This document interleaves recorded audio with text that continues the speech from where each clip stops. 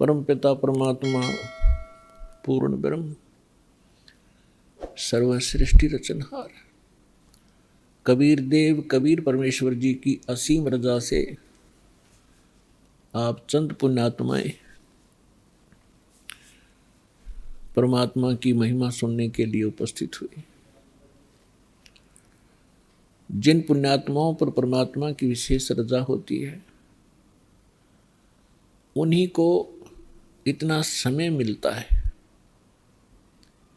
अन्यथा ये काल भगवान इस प्राणी को अपने जाल में ऐसे तरीके से फंसा चुका है कि इस जीव को मृत्यु तक ये आभास नहीं होता कि मैं कर क्या रहा हूँ, मुझे करना क्या चाहिए था। जिस संपत्ति को मैं जोड़ रहा हूँ, जिस परिवार को मैं अपना मान बैठा हूँ, जिस स्थान को मैं अपना समझता हूँ, इसमें मैं रहूँगा कितने दिन। फिर हमारा एक ऐसा समाज बना दिया, हम उस परंपरा को देखकर संतुष्ट हो जाते हैं कि ये सबके साथ ऐसा ही हो रहा है, मृत्यु हो जाती है, कभी भी मर जाते हैं, कोई बात नहीं, कोई बात नहीं, चलेगा, क्योंकि हमारे पास कोई विकल्प नहीं था। अब परमात्मा स्वयं आए, यथार्थ ज्ञान हमें बताया, तो हमारी कुछ आंखें खुली, क्योंकि ज्ञान से ही एक सतर्कता आती है, ज्ञान से ही रुचि बनती है, ज्ञान से ही दिशा बदलती है। और ज्ञान अधिकारी के मुख से उच्चरित होगा तो वो असर भी करता है।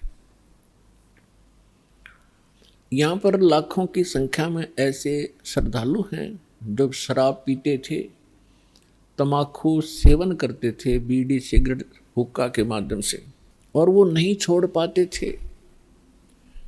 ये शिक्षा माता पिता और भी सभ्य समाज के लोग कहा करते हैं कि भी शराब नहीं पीनी चाहिए, तम्बाकू नहीं पीना चाहिए, अच्छी बात नहीं, लेकिन वो खुद भी पी रहे होते हैं।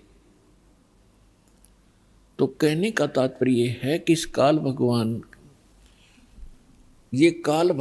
ये ब्रह्म ज्योत स्वरूपी निरंजन,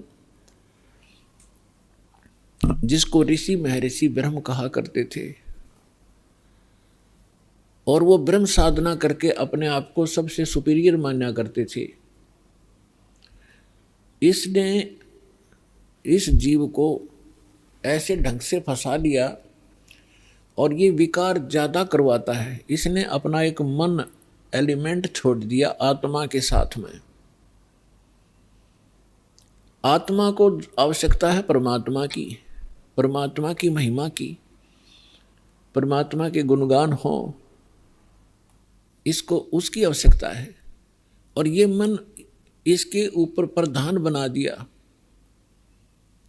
इसको डरा धमका के रखता है, भयभीत रखता है और विकारों की तरफ घसीट ले जाता है। विचार करने की बात है, तम्बाकू कोई पीने की चीज है? तम्बाकू इस शरीर को कार्बन डाइऑक्साइड की बजाय ऑक्सीजन की आवश्यकता है, और ये इसमें कार्बन डाइऑक्साइड इसमें प्रवेश करवाता है हुक्का बीड़ी सिगरेट के माध्यम से, और जिसके कारण आत्मा मलिन होती है, मन में विकार पैदा होते हैं, स्वभाव ठीक नहीं रहता। और स्वभाव ठीक नहीं रहेगा तो हम एक दूसरे के साथ छोटी सी बात पर भिड़ पड़ेंगे, लड़ पड़ेंगे, लट्ठम लट्ठा, तमोगुण बन जाते हैं।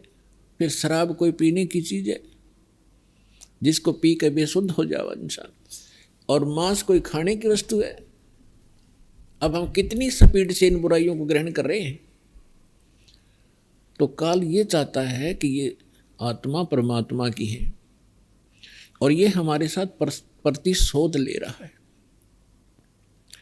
इस नालायक ने गलती खुद करी और फिर गलती हमने करी कि हम इसके साथ आ गए, इसके ऊपर आसक्त होकर के। इसने वहां ऐसी गलती करी जो ऐसे सच्चे लोक में अलाउड नहीं। एक युवा लड़की के ऊपर बदनीयत की, और जिसका दंड इसको मिला कि वहां से निष्कासित किया गया। हम इसके साथ पहले ही चिपक चुके थे, तो हम भी यहां फंस गए। तो इसने गलती स्वयं की और अक्षुब्ध भगवान से हो गया। हम उसके बच्चे परमात्मा के इसके साथ आ गए। इसने हमारी वो दुर्गति कर रखी है जिस समय आपकी या भांग उतर जाएगी, या काल की भांग, जिसको तुम एक श्रेष्ठ काम समझ रहे हो, कोठी बनाना, बंगले बनाना, ब्याह शादी में बकवाद करना, घूटी लगाना, और ये ज्ञान जब आपके हृदय में समाएगा तो पता चलेगा आपको आप कैसा जीवन जी रहे हो। तो ये चाहता है कि जितने आप दुखी होगे परमात्मा उतना ही दुखी होता है। जिस माता पिता के बालक दुखी हो वो सुख से चैन से सो नहीं सकता, आहार भी नहीं कर सकता। और उस परमात्मा के आप बच्चे हो, इसने क्या हालत कर रखी है आपकी। किसी का कैंसर होगी, किसी का टांग टूट गई, किसी का आंख फूट गई, किसी को कोड लगा है, कोई वैसे मानसिक परेशानियां। फिर बाकी बच्चे हैं बकवादों पर लगा दिए, घुट्टी डालो, फिल्म देख लो, मांस खा लो, मेरे कर्म बिगड़वाता आपके। और फिर इसने कहा है कि जैसे कोई कर्म करेगा मैं तो भगवान वैसा ही फल देता हूं। और इस मन एलिमेंट को छोड़ रखा है, सारी बकवाद करवाता है। और ये मन इतना पावरफुल है, ये समझ लो ये ज्योत निरंजन ही है। और ये ब्रह्मा विष्णु महेश के भी वश नहीं। तो जीव की औकात आपकी। तो जब हम समर्थ की शरण में आते हैं फिर इसका प्रभाव हमसे हट जाता है, और परमात्मा की भक्ति करने से आत्मा में शक्ति आती है। और फिर इस मन की वो बेमतलब की बकवादों को आत्मा रिजेक्ट कर देती है दृढ़ता के साथ। पहले ये दृढ़ता के साथ रिजेक्ट नहीं कर पाती, क्योंकि इसको कोई सहारा नहीं मिलता।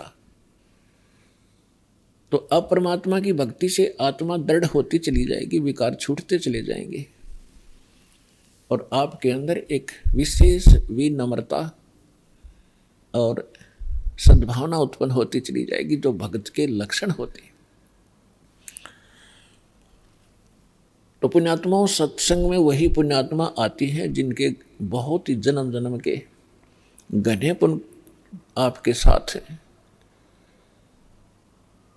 इस काल भगवान ने ऐसी व्यवस्था कर रखी है, आजीवन मर जाता है 2 रोटी के लिए इस पेट के जोड़ जुगाड़ में, और 100 साल बर्बाद करके प्राणी चला जाता है, ये पूरा नहीं होता। और परमात्मा अगर हमारे साथ हो जाए, परमात्मा ही हमारे साथ हो गया, तो फिर इस रोटी का रोड़ा नहीं रहेगा, ये 2 रोटी का झगड़ा यहाँ खत्म हो जाएगा आपका। और फिर संसार जो सुख है, शरीर में कष्ट है, आने वाले जो प्रारब्ध आपकी किस्मत के अंदर लिखे हुए जो आने हैं संकट, और वो भी टल जाएंगे। तो सौभाग्य आपका, आप सतलोक आश्रम बरवाला जिला हिसार हरियाणा में पहुँचे हो। ये कितने दयालु हैं भगवान आपके।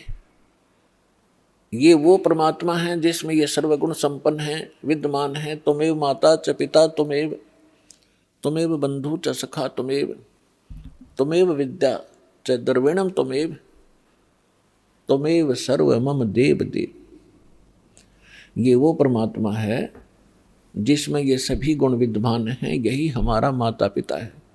माता पिता का जो अपने बच्चों के प्रति जो भाव होता है, अपने बच्चों को कितना वो सुखी देखना चाहते हैं, तो वो गुण भी परमेश्वर में है।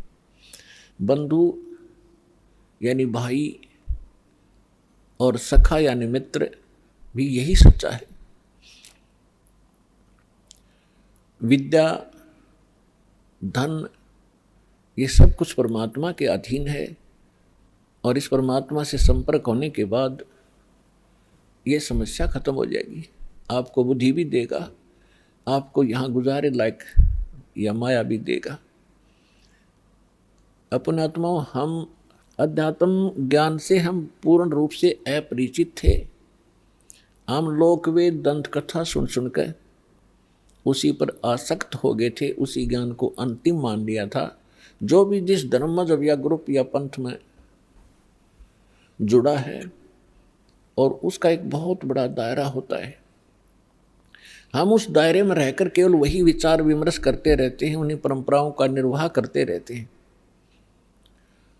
जिस कारण से हमें कोई ऑब्जेक्शन नहीं होता कि जो हम कर रहे हैं ये गलत भी होगा। और गलत और ठीक का ज्ञान सत्संग से होता है। सत्संग स्वयं परमात्मा ही कर सकते हैं। तीन लोक और भवन चतुर्दश कोई नहीं सत्संगी। तीन लोक और भवन चतुर्दश कोई नहीं सत्संगी। गरीबदास जी ने कहा है कि 14 लोकों में और इन 3 लोकों में कोई भी सत्संगी नहीं है। सत्संगी मीन जिसको यथार्थ अध्यात्म ज्ञान हो, सच्चा ज्ञान हो। एक परमात्मा कबीर जी को छोड़कर उसने जो ज्ञान दिया उसके अतिरिक्त कोई सत्संग ही नहीं है। तो पुण्यात्मा, जो व्यक्ति प्रथम बार ये सुनता है कि किसी को भी ज्ञान नहीं, तो उसके यह बात गले उतरा को नहीं। कारण क्या है कि हमने अज्ञान सुन रखा है, ज्ञान कभी सुना ही नहीं। आपको बहुत बार सिद्ध किया है कि देवी पुराण के अंदर गीता प्रेस गोरखपुर से प्रकाशित 28 से लेकर 28-29 पृष्ठ पर स्पष्ट किया है। प्रथम स्कंद में व्यास जी पूछ रहे हैं नारद जी से। नारद जी बता रहे हैं कि व्यास जी पूछ रहे हैं नारद जी से कि किस भगवान की भक्ति करनी चाहिए, कौन सक्षम है, कौन समर्थ है। तो नारद जी कह रहे हैं कि एक समय मेरे पिता ब्रह्मा जी को यह देखकर बड़ा आश्चर्य हुआ कि भगवान विष्णु जी समाधि लगाए बैठे थे। ब्रह्मा जी ने पूछा कि हे देवेश्वर, सारी सृष्टि के पालक, आप किसकी भक्ति करते? तो विष्णु जी ने कहा कि मैं दुर्गा की भक्ति करता हूं, देवी की। अरे इससे ऊपर मैं किसी को भगवान नहीं मानता, मैंने पता ही नहीं। मेरे लिए ये फाइनल गॉड है देवी, मैं इसकी भक्ति करता हूं। फिर 7वें स्कंद में देवी 562 पृष्ठ पर हिमालय राजा को ज्ञान देते समय श्री देवी जी कहती है कि राजन, तू और सब बातों को छोड़ दे, एक ब्रह्म की पूजा करो। ब्रह्म ज्योत निरंजन काल 21 ब्रह्मांड का जो मालिक है, उसका ओम नाम है। ओम नाम के जाप से तुम ब्रह्मलोक में चले जाओगे। वो ब्रह्मलोक में रहता है, वो ब्रह्म। गीता ज्ञानदाता ये ब्रह्म है और श्री कृष्ण जी में प्रवेश करके ये गीता का ज्ञान दे रहा है। 8वें अध्याय के 13वें श्लोक में स्वयं कहता है, ओम इति एकाक्षरम ब्रह्म विहारण माम अनुसमरण यह परियाति तजन देहम सयाति परमाम गतिम। मुझ ब्रह्म का एक ओम मंत्र है, उच्चारण करके सिमरण करता हुआ यह परियाति तजन देहम, जो शरीर छोड़कर जाता है, सयाति परमाम गतिम, वो ओम से मिलने वाली परम गति को प्राप्त होता है। 8वें अध्याय के 16वें श्लोक में कहा कि ब्रह्मलोक में गए हुए प्राणी भी पुनरावृत्ति में उनकी जन्म मृत्यु होती है। गीता अध्याय नंबर 2 के श्लोक 12 में, गीता अध्याय नंबर 4 के श्लोक 5 और 9 में, गीता अध्याय नंबर 10 के श्लोक नंबर 2 में गीता ज्ञानदाता कहता, अर्जुन तेरे और मेरे बहुत जन्म हो चुके, तू नहीं जानता, मैं जानता। इससे सिद्ध है कि ब्रह्म भी नाशवान है। गीता अध्याय नंबर 18 के श्लोक नंबर 62 में, गीता अध्याय नंबर 15 के श्लोक नंबर 1 से 4 में गीता ज्ञानदाता कहता है कि संसार रूपी वृक्ष ये उल्टा लटका हुआ पीपल का वृक्ष समझो। ऊपर को जो जड़ है वो तो पूर्ण परमात्मा है, परम अक्षर ब्रह्म है, और अन्य इसके जो नीचे को शाखाएं हैं, जो संत इन सभी विभागों को बता देगा संसार रूपी वृक्ष की, स वेदवित, वो तत्वदर्शी संत है। उसके पश्चात परमेश्वर के उस परम पद की खोज करनी चाहिए। तत्वदर्शी संत के मिलने के उपरांत तत्व ज्ञान रूपी इस शस्त्र से अज्ञान को काट के, यानी इसको अच्छी तरह समझ कर उसके पश्चात परमेश्वर के उस परम पद की खोज करनी चाहिए, जहां जाने के बाद साधक फिर लौटकर कभी संसार में नहीं आते।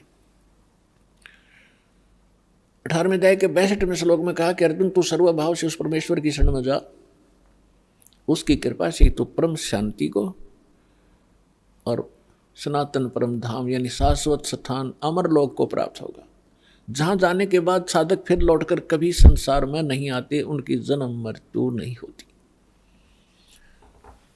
तो पुण्यात्माओं, इसे सिद्ध हो गया कि न ब्रह्मा को ज्ञान, न नारद को ज्ञान, न व्यास को ज्ञान। व्यास जी इज द राइटर ऑफ 4 वेद, 18 पुराण, श्रीमद् भगवत गीता, इन सब का राइटर है, लेकिन उसको स्वयं नहीं पता कि परमात्मा कौन है। विष्णु जी को नहीं मालूम, वो दुर्गा को सर्वश्रेष्ठ मानता है, और दुर्गा जी कहती है ब्रह्म की पूजा करो, ब्रह्म कहता है परम अक्षर ब्रह्म की पूजा करो। तो ये ज्ञान परमेश्वर देता है, और इससे सिद्ध हो जाता है 3 लोक और भवन चतुर्दश कोई नहीं सत्संगी। उस सत्संग को सुनाने के लिए परमेश्वर आते हैं। परमात्मा 4 युगों में आते हैं। पुण्यात्माओं, आज तक आप श्रद्धालु हो, भगवान के लिए लगे हुए हो, परमात्मा की भक्ति भी करते थे, रामायण महाभारत की कथाएं भी सुनने में रुचि खूब रखते थे, लेकिन वो अज्ञानी गुरु, वो संत मंडलेश्वर आचार्य, शंकराचार्य, ब्राह्मण हमारे को लोक वेद सुनाया करते थे। वो सत्यनारायण कथा सुनाया करते थे श्री विष्णु जी को आधार मानकर। सत्यनारायण का अर्थ होता अविनाशी परमात्मा। श्री देवी भागवत के अंदर 3रे स्कंद में सचित्र मोटा टाइप गीता प्रेस गोरखपुर से प्रकाशित के 123 पृष्ठ पर श्री विष्णु जी कहते हैं अपनी माता दुर्गा की महिमा गाते हुए, तुम शुद्ध स्वरूपा हो, ये सारा संसार तुम इसे उद्भासित हो रहा है। मैं ब्रह्मा और शंकर आपकी कृपा से विद्यमान है। हमारा तो आविर्भाव माने जन्म, तिरोभाव माने मृत्यु हुआ करता है। हम नित्य नहीं है, हम अविनाशी नहीं है, आप ही नित्य हो। जैसे इनकी बुद्धि काम करे थी, आप प्रकृति देवी हो। भगवान शंकर भी कहते हैं कि हे माता, यदि भगवान विष्णु के बाद उत्पन्न होने वाले ब्रह्मा भी आपके पुत्र हैं, तो मैं तमोगुणी लीला करने वाला शंकर क्या आपकी संतान नहीं हुआ? अर्थात मुझे भी जन्म देने वाली तुम ही हो। और ये हमारे शंकराचार्य आचार्य, ये नकली गुरु ब्राह्मण, ब्रह्मा विष्णु अजर अमर हैं, सर्वेश्वर हैं, कोई माता पिता नहीं है। खाक पढ़ाए ने सदग्रंथों को, ये खाक टीचर थे जिसने सिलेबस का ज्ञान नहीं, मूर्ख बना रखा था हमारे को। इस अज्ञान को हटाने के लिए स्वयं परमेश्वर आते हैं।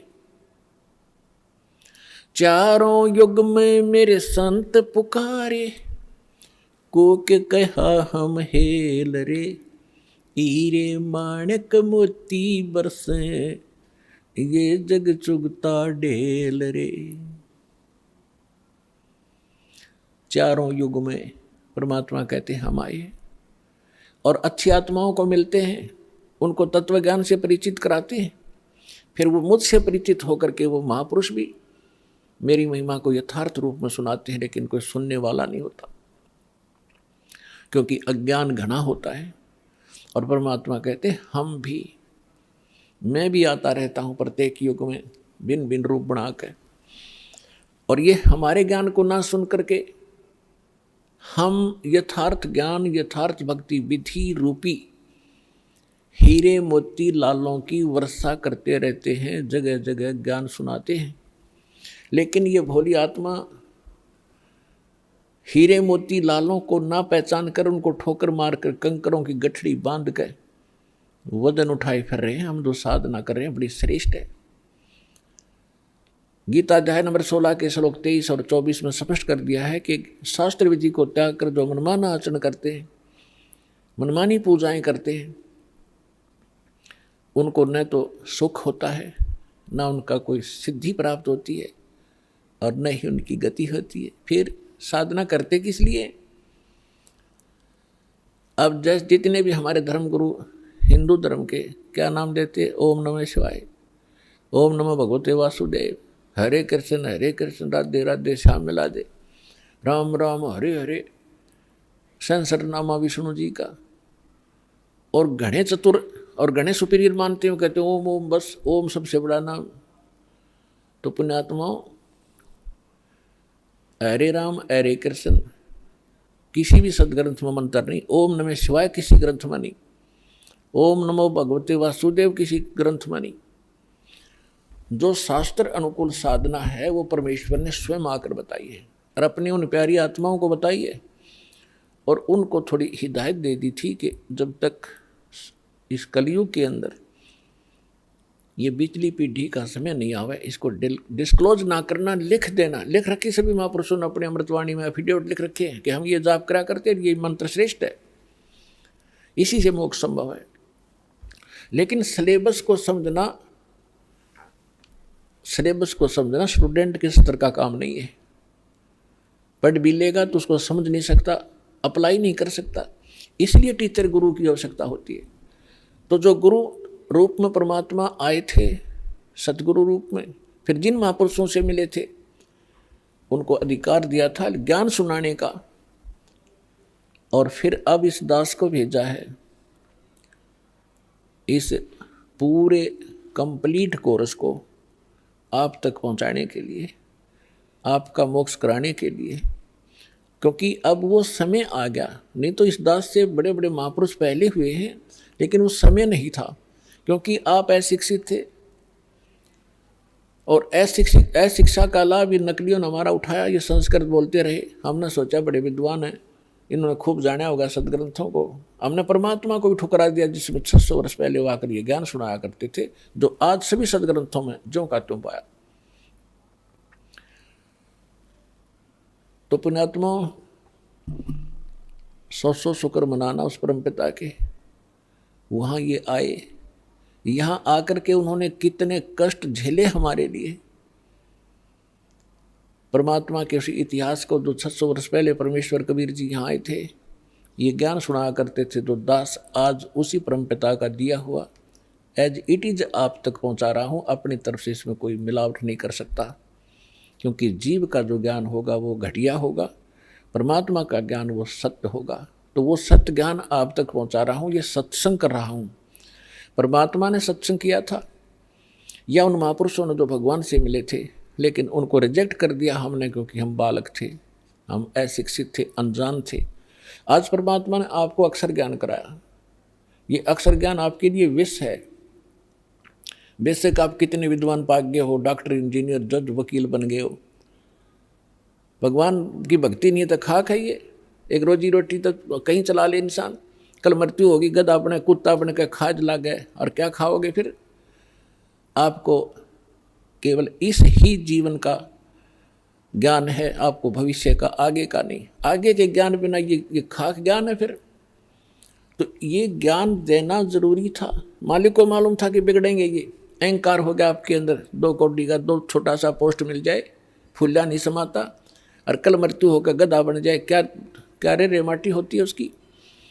तो और पहले आप देखो पिछले इतिहास उठा के, हमारे पूर्वजों के कितने विनम्र थे, कितनी दया थी उनके अंदर, कितने नेक विचार थे, और आज हम किस स्तर पर पहुंच चुके, इस विद्या की देन है। लेकिन मालिक को मालूम था कि मेरा ज्ञान ऐसा है, इनको फिर सेट कर देगा, लेकिन शिक्षा प्राप्त हुए बिना ये मुझे समझ नहीं सकते, इनका कभी कल्याण नहीं हो सकता। इसलिए आपको ये अक्षर ज्ञानदाता ने अनिवार्य समझा, तभी आप तक आने नहीं दिया, निश आग को आपके निकट नहीं आने दिया, 4 युग चले गए। अब इसका हम फायदा उठाएंगे। अब हम बकवादों में चल पड़े, टीवी देखते हैं, बेहुदे ढंग के कपड़े पहनते बहन बेटियां भी, और इसको बड़ा विकास मानते हो, अच्छे घरों की लड़कियां हैं, ये खाक है। ऐसे कार्टून बनकर निकलती हैं घर से, लड़के भी लड़कियां भी। तो इस विद्या की देन है ये। अब इस ज्ञान से हमें पता चलेगा, लज्जा आया करेगी हमें ऐसे ऐसे बकवाद करने में, और हम भगवान भजेंगे और अपना कल्याण करवाएंगे। सतगुरु आए दया करी, ऐसे दीन दयाले, बंदी छोड़ व्रतास कहा, जठर गनी प्रतिपाल। सतगुरु आए दया करी, ऐसे दीन दयाल। होय होय, हम किसी भयंकर गलती करके आए सतलोक में, बड़ी थाली का ठोकर मार का हम, और आज हम एक टुकड़े के लिए कोई देश जाता है, कोई प्रदेश जाता है, उसके लिए गरीबदास साहब जी कहते हैं, उत्तर दक्षिण पूर्व पश्चिम फिरदा दाणे दाणे नो, सर्व कला सतगुरु साहेब की हरि आए हरियाणे नु।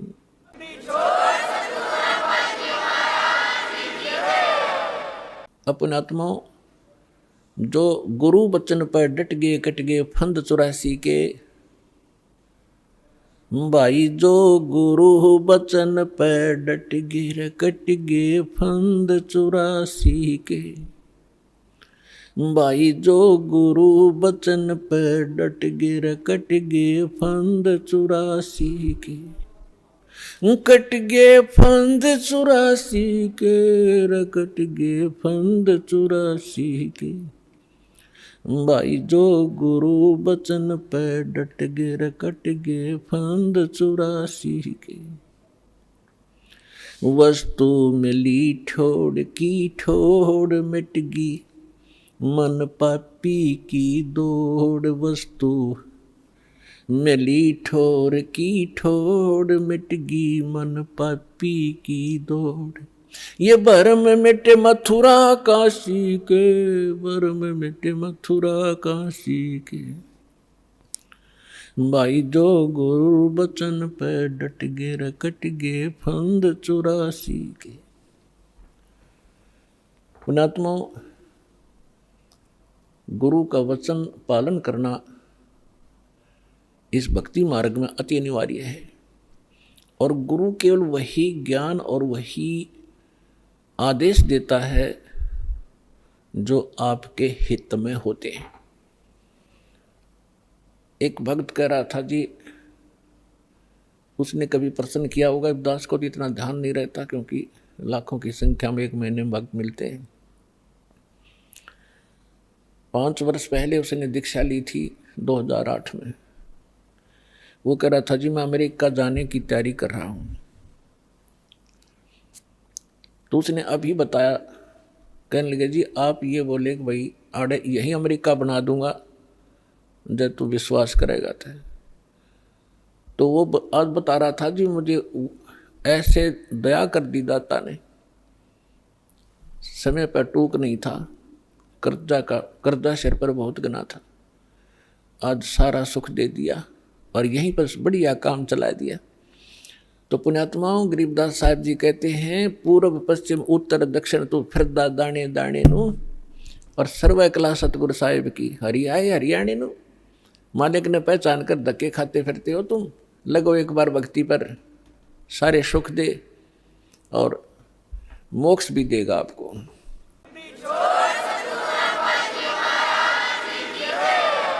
पुण्यात्माओं, सबसे पहले हमने अपने लाल की परख करनी होगी कि जिस लाल को हम लिए फिरते हैं ये वास्तव में लाल है भी कि नहीं।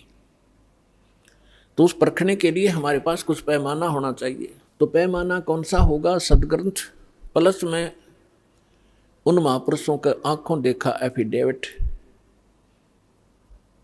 कि परमात्मा जिनको मिले।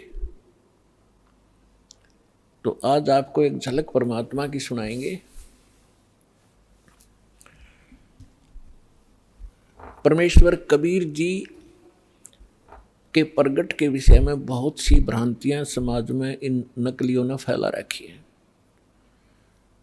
क्या फैला रखी है कि कबीर साहब किसी विधवा ब्राह्मणी के घर कोख से जन्म हुआ था, वो शर्म के मारे बाहर डाल आई। ये बकवाद है और उन दुष्ट लोगों की बनाई हुई कहानियां हैं जो भगवान से हमें दूर रखना चाहते थे, लेकिन वास्तविकता इसके बिल्कुल विपरीत है। परमात्मा स्वयं कहते हैं, अवधू अवगत से चला आए, मेरा कोई भेद मर्म ना पाया, ना मेरा जन्म ना गर्भ बसेरा, बालक बन दिखलाया, काशी नगर जल कमल पडेरा, तहां जुलाहे न पाया। मात पिता मेरे कछु नाही, ना मेरे घर दासी, जुल्हे का सुत आने कहाया जगत करे मेरी हांसी। स्वयं परमात्मा ने आके बताया कि मेरे कोई माता पिता नहीं थे और किसी कारण से मैं प्रत्येक युग में अपने बच्चों को संभालने के लिए ये लीला किया करता हूँ। परमात्मा प्रत्येक युग में ऐसी ही लीला करते हैं, कमल के फूल पर आकर शिशु रूप धारण करते हैं। एक सतिथि इनकी ऐसी है यहाँ आने की, और वैसे जब चाहें कभी भी एक साधु रूप में, अन्य रूप में कभी प्रकट होकर के अच्छी आत्माओं को मिलते हैं, उनको ज्ञान देते हैं। तो जब परमात्मा कलयुग में आए सन 1398 संवत 1455 ज्येष्ठ उत्तरते की पूर्णमासी, ज्येष्ठ सुधी पूर्णमासी को ब्रह्म मुहूर्त में, ब्रह्म मुहूर्त होता है सूर्य उदय होने से 1.5 घंटा पूर्व, सतलोक से आए मालिक और एक शिशु रूप धारण करके और नीचे को गति की। उस समय बनारस के अंदर, काशी के अंदर एक रामानंद नाम के बहुत बड़े विद्वान प्रसिद्ध थे। उनके विषय में माना जाता था कि इन्होंने 4 वेदों को, 18 पुराणों को, श्रीमद् भगवत गीता को ठीक ढंग से जाना है, जिस कारण से वो प्रचार किया करते थे। और उन्होंने 1400 ऋषि शेष बना रखे थे, जो उनके द्वारा बताए गए ज्ञान को आगे जनता में प्रचार किया करते थे। स्वामी रामानंद जी एक ब्राह्मण के अतिरिक्त अन्य किसी जाति मजहब वाले को अपना शिष्य नहीं बनाते थे। अन्य को वो एक हेय समझते थे, अपने से घटिया मानते थे। अब उन्होंने 1400 ऋषि पंडित शिष्य बना रखे थे। उनमें से एक अष्टानंद नाम के ऋषि थे, और वो प्रतिदिन एक लहर तारा नामक तालाब था, आज भी है, लेकिन अब तो वो सिर्फ एक यादगार रूप में ही रहा है। और उस लहर तारा तालाब, उसका नाम कैसे पड़ा? गंगा दरिया का जल वर्षा के दिनों में जब फुल स्विंग पर चलती है तो गऊ घाटों के ऊपर से वो ओवरफ्लो होकर लहरों के द्वारा उछल उछल कर एक बहुत बड़ी झील में समा जाता था, भर जाता था। उसको लहर तारा नामक तालाब कहने लगे। और उसका फिर सारा वर्ष बहुत सुंदर स्वच्छ जल रहता था, क्योंकि गंगा के जल में एक विशेषता है कि ये खराब नहीं होता, क्योंकि ये जल सतलोक से आया है। परमात्मा ने एक सैंपल भेज रखा कि हमारे लोक में ऐसे पदार्थ हैं, ना दूध कभी खराब होते, दरिया बहती है, ना दही और मक्खन खराब होते। वहाँ का ऐसा मटेरियल है। ये एक सैंपल है आपके लिए, ये विश्वास करने के लिए कि वहाँ ऐसे पदार्थ, जब ऐसे लोक में और ये जल खराब नहीं होता, वहाँ तो लोक ही एक विशेष है। तो समझदार को संकेत पर्याप्त है। उस लहर तारा तालाब के ऊपर ऋषि अष्टानंद जी प्रतिदिन अपने गुरुजी के द्वारा बताए गए उस साधना को भी करते थे, उसी में स्नान करते थे। एकांत स्थान, शांत स्थान पर वो भगवान की भक्ति का चिंतन किया करते थे। वो प्रतिदिन की तरह वो भी अपने चिंतन में स्नान करके बैठे थे। आकाश से क्या देखा अष्टानंद जी ने कि एक बहुत प्रकाश, तेज प्रकाश का गोला सा ऊपर से स्पीड के साथ आ रहा है। और वेद भी यही बताते हैं कि वो परमात्मा ऊपर के लोक में रहता है और उस वहाँ से गति करके आता है, बिजली विद्युत जैसी गति से यहाँ आकर हमें प्राप्त होते हैं। अष्टानंद जी ने देखा कि बहुत तेज प्रकाश कभी देखा नहीं ऐसा। जब उसने देखा तो उसकी आंखें सहन नहीं कर सकी, चरम दृष्टि बंद होगी। आंखें बंद होने के बाद उसने क्या देखा कि तो एक बालक है, शिशु रूप दिखाई दिया। जैसे हम सूर्य की तरफ देखते हैं प्रथम, सीधा तो हमारी चरम दृष्टि सहन नहीं कर पाती, आंखें बंद हो जाती हैं। आंखें जब बंद होती हैं या हम दूसरी साइड में देखते हैं तो सूर्य का प्रकाश रहित आकार दिखाई देता है और वो काफी देर तक आंखों में बना रहता है। ठीक यही दशा अष्टानंद जी की हुई कि उसने जब वो प्रकाश की तरफ देखा तो वो प्रकाश किसका था? सूर्य का, यानी परमात्मा का। और जब आंखें बंद की तो क्या देखा? उस शिशु का प्रकाश था, वो परमात्मा का प्रकाश था। दोबारा उसने जब आंख खोली तब तक वो प्रकाश लहर तारा तालाब के एक कोने में सिमट चुका था, समाप्त हो गया था। अब अष्टानंद जी अंदर ही अंदर बड़े खुशी हुए।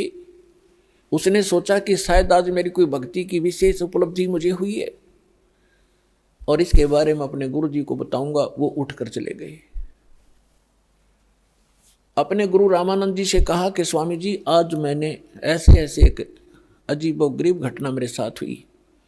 हे प्रभु, ये मेरी भक्ति की उपलब्धि है या कोई मेरा भ्रम है?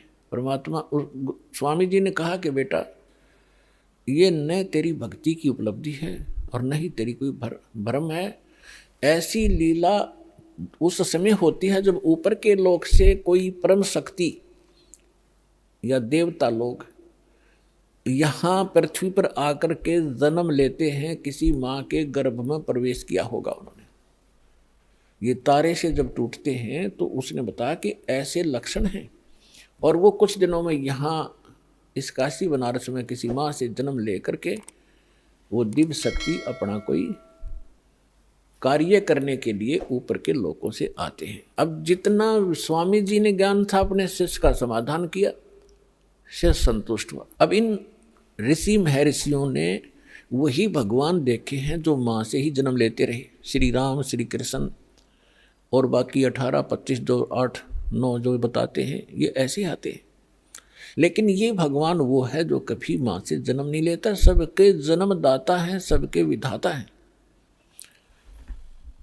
उधर से नीरू और नीमा नाम के 2 पति पत्नी थे मुसलमान।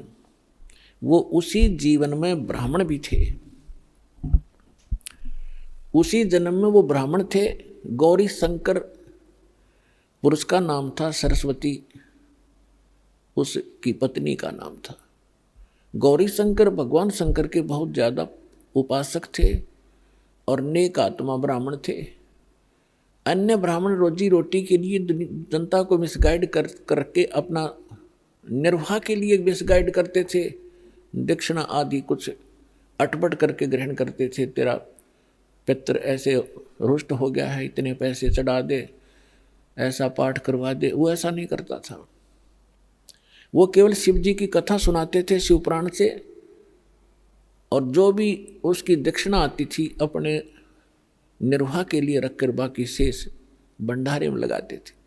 तो उनके अनुयायी बहुत अच्छे तरह परिचित थे कि बिल्कुल निष्पक्ष कथाएं करते हैं, निस्वार्थ कथाएं करते हैं, जिस कारण से उनकी काफ़ी प्रसिद्धि काशी में हो रही थी। और अन्य जो नकली ब्राह्मण थे रोजी रोटी वाले, वो उससे घनी ईर्ष्या करते थे कि ज़्यादा लोग इनको पसंद करने लगे, हमसे दूर होते जा रहे हैं। इस बात से मुसलमान काजी, मुल्ला, पीर खूब परिचित थे कि गौरी शंकर से अन्य जो धर्म गुरु हैं ब्राह्मण, ये अक्षुब्ध हैं और ये हिंदू धर्म का प्रचार घना कर रहा है। इसलिए उन्होंने बाई फोर्स गौरी शंकर सरस्वती को मुसलमान बना दिया। मुसलमान कैसे बना दिया? अपना जूठा पानी करके गली में खड़ा होकर और उनके ऊपर फेंक दिया, उनके कपड़े में फेंक दिया और उनके मुंह में डाल दिया। तो अन्य जो ब्राह्मण थे वो तो इसी दाव में थे। किसी दिन यूँ फंसे, सबने मुनादी करा दी, गौरी शंकर मुसलमान बन गया है, उसको जाति से डाल दिया है, उसका गंगा में स्नान करना बंद कर दिया है। अब सारे हिंदू उनसे बाइकाट कर गए। तो वो विवश हुआ। उनका नाम रख दिया नूर अली गौरी शंकर का, और नियामत रख दिया नीरू का, और उसकी पत्नी नीमा का नियामत। तो इस प्रकार फिर अपभ्रंश करके उनको नीरू और नीमा कहने लगे। अब पहले उनकी रोजी रोटी चलती थी कथा की दक्षिणा से, अब दक्षिणा मिलनी बंद होगी, रोजगार की समस्या हुई।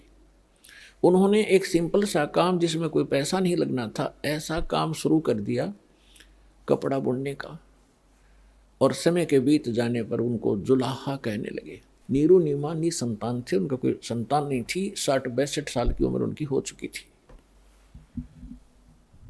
भले ही वो मुसलमान बन गए थे, लेकिन भगवान शंकर को दिल से भुला नहीं पाए थे। कोई भी आपत्ति आती थी या कोई विशेष कसक होती थी, भगवान शंकर को ही वो याद किया करते थे। भले ही वो मुसलमान रीति को भी निर्वाह कर रहे थे, उसको भी चल रहे थे। अपने आत्मा उनको संतान नहीं थी। अब जो उस समय एक ऐसी धारणा समाज में फैला रखी थी नकली ब्राह्मण गुरुओं ने कि जिसके संतान नहीं वो सबसे निकम्मी आत्मा है, उसकी सुबह सुबह दर्शन भी नहीं होने चाहिए। तो जिस कारण से जिनके संतान नहीं होती थी वो खूब समझते थे कि सामने वाला बाई काट कर गया, गली बदल गया, रास्ता चेंज कर गया, मुझे देखकर वो बहुत कुड़ कर अपना जीवन व्यतीत किया करते थे। यानी संसार की परंपरा से उस व्यक्ति को जिसके संतान नहीं है वह सबसे मनहूस माना जाता था, और भगवान के अध्यात्म ज्ञान के आधार से वो परिवार, वो दंपति, वो पति पत्नी एक नंबर के हंस और पुण्यात्मा होते हैं। पुण्यात्मा का मतलब है कि उनका फाइनल मैच होता है जब सतगुरु मिल जाता है। वो उनका कहीं किसी से अब लेन देन नहीं रहा, ना पुत्र का ना पुत्री का संस्कार शेष है। और यदि उनको सतगुरु मिल जाए, भक्ति ठीक कर लें, उनका बेड़ा पार तुरंत हो जाए उसी जीवन में। अब ये ना समझना कि जिनका संतान है वो पुण्यकर्मी नहीं है, नहीं। जिनको सतगुरु मिल गए, जिनको सतगुरु मिल गए मनुष्य जीवन में, दोनों ही पार हैं, दोनों ही पुण्यकर्मी प्राणी, क्योंकि संतान होती है संस्कार से। जैसे एक समय सुखदेव ऋषि 12 वर्ष के बाद माँ के गर्भ से जन्म लिया, 12 वर्ष की आयु पेट में हो गई थी उसकी। पुण्यात्मा, ये कुछ आध्यात्मिक ऐसे पॉइंट होते हैं जो वर्तमान के इन वैज्ञानिकों का गला उतरे नहीं, पर लेकिन गले ना उतरे तो बेशक, लेकिन वह बात झूठ नहीं हो सकती। 12 वर्ष की आयु का जब माँ के गर्भ से बाहर आया, आते ही उठकर चल पड़ा। व्यास जी का पुत्र था, व्यास जी की पत्नी से उसका जन्म हुआ था। तो व्यास जी इंतजार करते थे, विद्वान पुरुष थे, ये कोई अच्छी आत्मा है जो 12 वर्ष तक माँ के गर्भ में, माँ को मालूम भी नहीं, इतना कोई पीड़ा नहीं हो रही है। इस आशा से उसने कहा कि बेटा, लेकिन सुखदेव ऋषि ने पीछे मुड़कर नहीं देखा, अपने पिता की शक्ल भी नहीं देखी। चलते चलते कह रहा है कि पिताजी, कि हे ऋषि जी, व्यास जी कह रहे हैं कि पुत्र, मैंने तेरी 12 वर्ष इंतजार करी, मुझे अपना शकलता दिखा दे। एक वह वो पुत्र मोह में घना वश हो रहा था। तो ऋषि जी कहते हैं, चलते चलते सुखदेव कहते हैं कि ऋषि जी, ना जाने कितनी बार तू मेरा बाप हो लिया और ना जाने कितनी बार मैं तेरा बाप हो गया। ये बहुत बूढ़ी बीमारी है, इबका मैं अपना पीछा छुटवाऊंगा और मैं ना देखूं तेरी और कहीं मेरी ममता तेरे में फंस ना जा। यूँ कहकर आकाश में उड़ गया, दूसरी जगह जाकर प्रकट हो गया।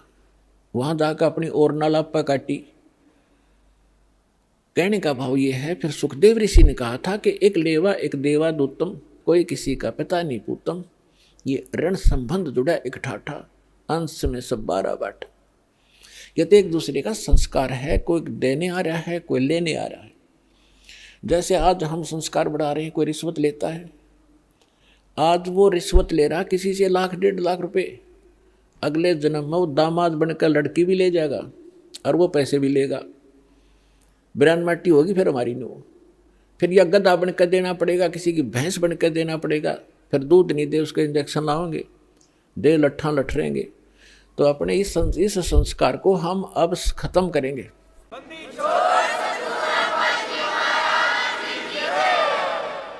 तो इस विष को हम तभी तक खा रहे हैं जब तक हमें ये विष दिखाई नहीं देता, हम पहचानने योग्य नहीं थे। और जब हम पहचानने योग्य हो जाएंगे कि ये विष है, उसके विषय में सुख संवेद में कहा है, जैसे कर का जहर का रंग होरी हो, कहो कौन तिस खावे राम रंग होरी हो। जैसे कण पड़ा हो किस विष का, और ये पता हो ये विष का कण है, कहते कौन छुएगा उसको, खान की तो बहुत दूर बात, हाथ भी ना लावे, किसी और कपड़े तो पकड़ेगा और पता नहीं मिट्टी में दबा का होगा, कहीं और भी ना खा ले। और परमात्मा की भक्ति करने से ही सुख होगा, होरी माने खुशी होगी। तो नीरू निम्मा को भगवान ने, उनके कोई संतान नहीं थी, और कि इसलिए पुण्यात्मा थी, भगवान आ गया गोदी में। अब समाज को भगत का और जगत का सदा से विरोध रहा है, मतभेद रहा वैचारिक, और जिस कारण से इनकी खींचातान बनी रही तो बनी रहो, क्योंकि भगत को ज्ञान हो जाता भक्ति का और जगत को ज्ञान होता अपनी ही परंपराओं का, वो उन्हीं को उत्तम मान रहे होते हैं, इसलिए विरोध करते हैं भक्तों का। ये तो जाकर लंबे पड़े वहाँ पर, ये पता नहीं कैसे करे हैं, ये मुसलमान रहे ना हिंदू, मतलब इस तरह की वो बातें करते हैं, करने दो। हम अपने इस ज्ञान के आधार से आगे बढ़ते रहेंगे, एक दिन पूरा विश्व स्वीकार करेगा ये ऐसा गजब का मार्ग है, और इसी से सुख है।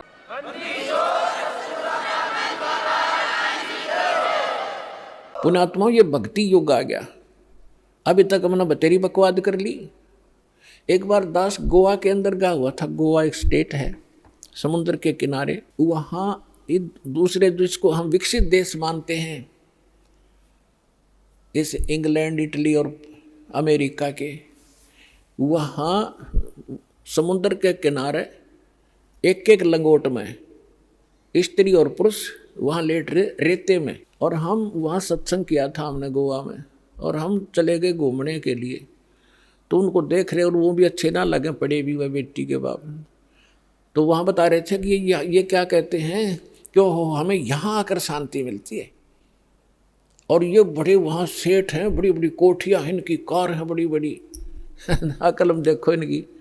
शांति तय उस रेत में, तो कोठी शर्म मारोगे जहाँ अशांति है, क्या करोगे और कट्ठी और कारों की। आग अंगारे इकट्ठे कर रहे हैं और उसको विकास मानते हैं, और उसको अपना बड़ी महिमा मानते हैं, और शांति मिल रेत में। तो आज से 50 वर्ष पीछे झांको, आपके दादे परदादे कैसे रहा करते थे, उस रेत में रहा करते थे, झोंपड़ियों में रहा करते थे, और कितना शांत जीवन जीते थे, कितना उनके चेहरे पर शांति और कितनी खुशी रहती थी। अंत में आपने उड़े टेकना पड़ेगा। यूँ तो एक बबुड़िया सा उठ रहा थोड़े दिन का, और 2 वर्ष वर्षा ना हो, ये विज्ञान धरी की दराई रह जाएगी, ये कंप्यूटर पड़े पड़े जरेंगे सारे, और ये जहाज इनमें कोई बैठने नहीं पाएगा।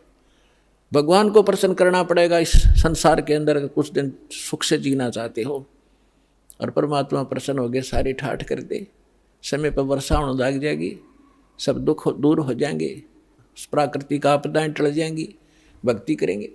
ये भक्ति युग है, और भगत के लिए बकवाद नहीं चलेंगी, बकवाद करके भक्ति नहीं हो सकती। तो इन सब बकवादों को त्यागना होगा और भक्ति की राह पर हमने लगना होगा, तभी हम मोक्ष प्राप्त करेंगे, नहीं तो बहुत बुरा भयंकर समय आ जाएगा आने वाले समय में।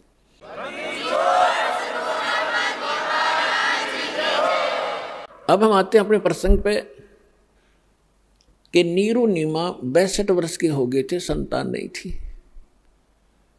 अब समाज की दृष्टि से तो बहुत मनहूस थे, लेकिन अध्यात्म मार्ग से वो 1 नंबर की आत्मा थी।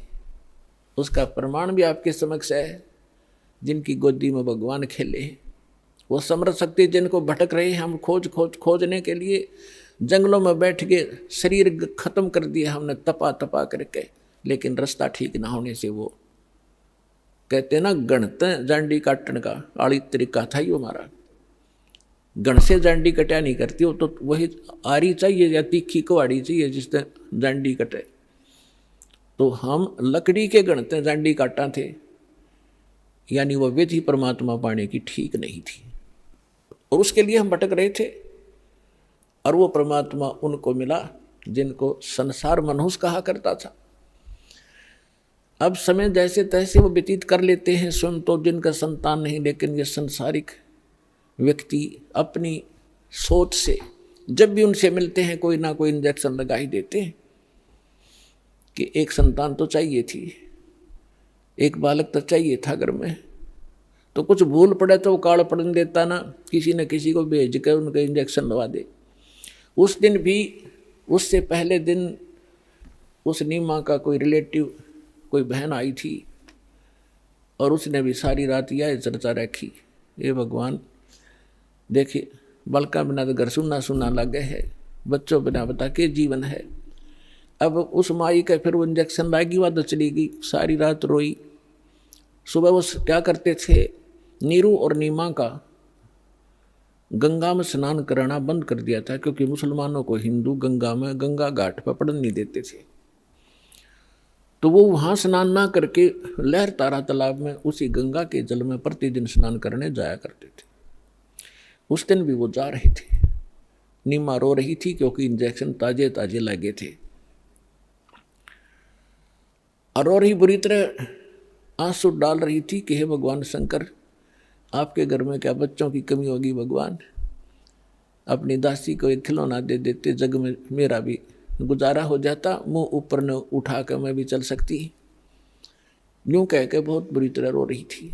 नीरू ने कहा, नीमा यदि हमारे भाग्य में होता तो भगवान पहले ही दे देता, आप रो मत, रो रो के आंखें और खराब कर लेगी, बुढ़ापे में कोई हाथ पकड़ने वाला नहीं है, और आंखें तेरी रो रो कर नष्ट हो जाएंगी, तो मेरी बात मान, तो रो मत, सब्र करे। तो जैसे तैसे वो अपने बतलाते हुए नहर तारा तालाब पर पहुंच गए।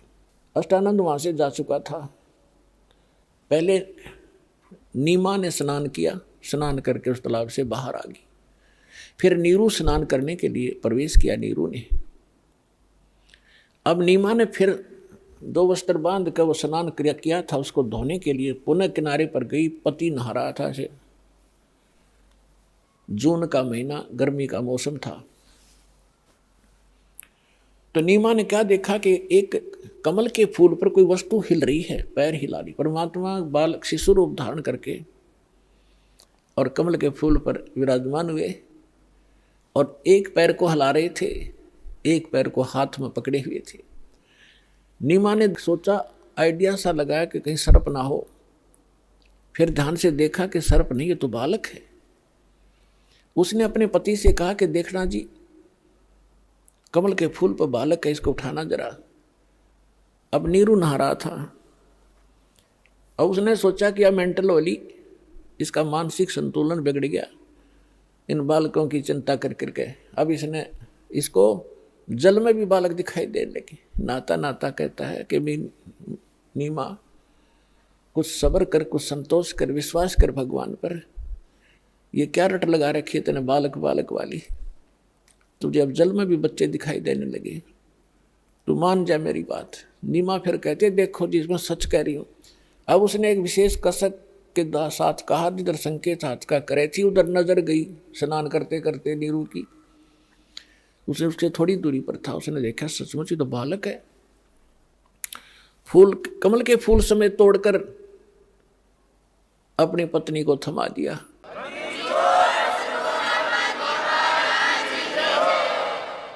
जिस परमात्मा के लिए हम भटक रहे, जिसकी चर्चा करने से भी रोम रोम करना जाते हैं, और वो परमात्मा उस माई की गोदी में है, उसको कैसा सुख हुआ होगा, उसको कैसा महसूस हुआ होगा, उसका वर्णन किसी शब्दों में नहीं किया जा सकता। अब आपको आदरणीय गरीबदास साहिब जी के द्वारा परमात्मा की महिमा की वाणी जो प्रकट हुई थी 12वें पंथ में, उसके आधार से आपको सुनाएंगे। जैसे तुलसीदास जी ने लाखों वर्ष पहले घटी घटना रामायण की, भगवान श्री राम और उनकी जो लीला थी, तो लगभग लाखों वर्षों के बाद उन्होंने दोबारा लिख दी चौपाइयों के माध्यम से, और बिल्कुल सत्य है। क्योंकि एक दिव्य दृष्टि प्रदान होती है भगवान की तरफ से प्राणी को। उसके आधार से वो पहले हो रही घटना चलचित्र की तरह देख सकता है। प्रत्येक प्राणी के अंतःकरण में ये सब के अंदर डिपॉजिट है जितनी भी घटना घट रही है इस ब्रह्मांड के अंदर। लेकिन वही देख सकता है जिसका इंटरनेट कनेक्शन फिट हो जा चले, वही देख सकता है। तो इस जो दिव्य दृष्टि की भी क्षमता होती है। जैसे एक दूरदर्शी होती है 1 किलोमीटर तक देख सकती है, और एक दूरदर्शी होती है ऊपर के ग्रहों तक को देख लेती है। तो इसी प्रकार जो तुलसीदास जी की दिव्य दृष्टि यानी दूरदर्शी थी, दूरबीन थी, वो थोड़ी क्षमता की थी। आदरणीय गरीबदास साहिब जी को परमात्मा पूर्ण ब्रह्म मिले थे, उनको जो दिव्य दृष्टि दी थी वो फुल रेंज की थी। उसने बहुत आगे और पहले की और भविष्य की सब जानकारी गरीबदास साहिब जी ने दी। और 600 वर्ष पहले परमात्मा जो आए थे, जो उनकी वार्ता हुई थी, वो अपनी लैंग्वेज में यथार्थ घटना चित्रार्थ की, वो सुनिएगा। 84 बंधन कटे कीनी कल्प कबीरे, भवन 14 लोक सब ये टूटे जम जंजीरे, अनंत कोट ब्रह्मांड में बंदी छोड़ कहाए, सो तो एक कबीरे हैं जननी जने नवाए। परमात्मा स्वयं भी कहा मालिक ना करके, मात पिता मेरे कछु नाही ना मेरे गरदासी, जुल्हे का सुत आण कहाया जगत करे मेरी हासी। ना मेरा जन्म न गर्भ बसेरा मन बालक बन दिखलाया, काशी नगर जल कमल के ऊपर तहां जुलाहे न पाया। और यही परमात्मा से परिचित वो पुण्यात्मा गरीबदास साहिब जी बता रहे हैं, अनंत कोट ब्रह्मांड में बंदी छोड़ कहाए, सो तो एक कबीर है जननी जने नवाए। गरीबदास जी कहते हैं ये बंदी छोड़ है। यजुर्वेद अध्याय नंबर 5 के और मंत्र नंबर 32 में लिखा है, कबीर अंगारी असी बंभारी असी, रत धामा असी। रत धाम माने सतलोक का मालिक, और बंभारी माने बंधनों का शत्रु, बंधनों का नाश करने वाला बंदी छोड़। अंगारी माने पापों का नाशक, पापों का शत्रु। ये कबीर परमात्मा है और वो सतलोक का मालिक है।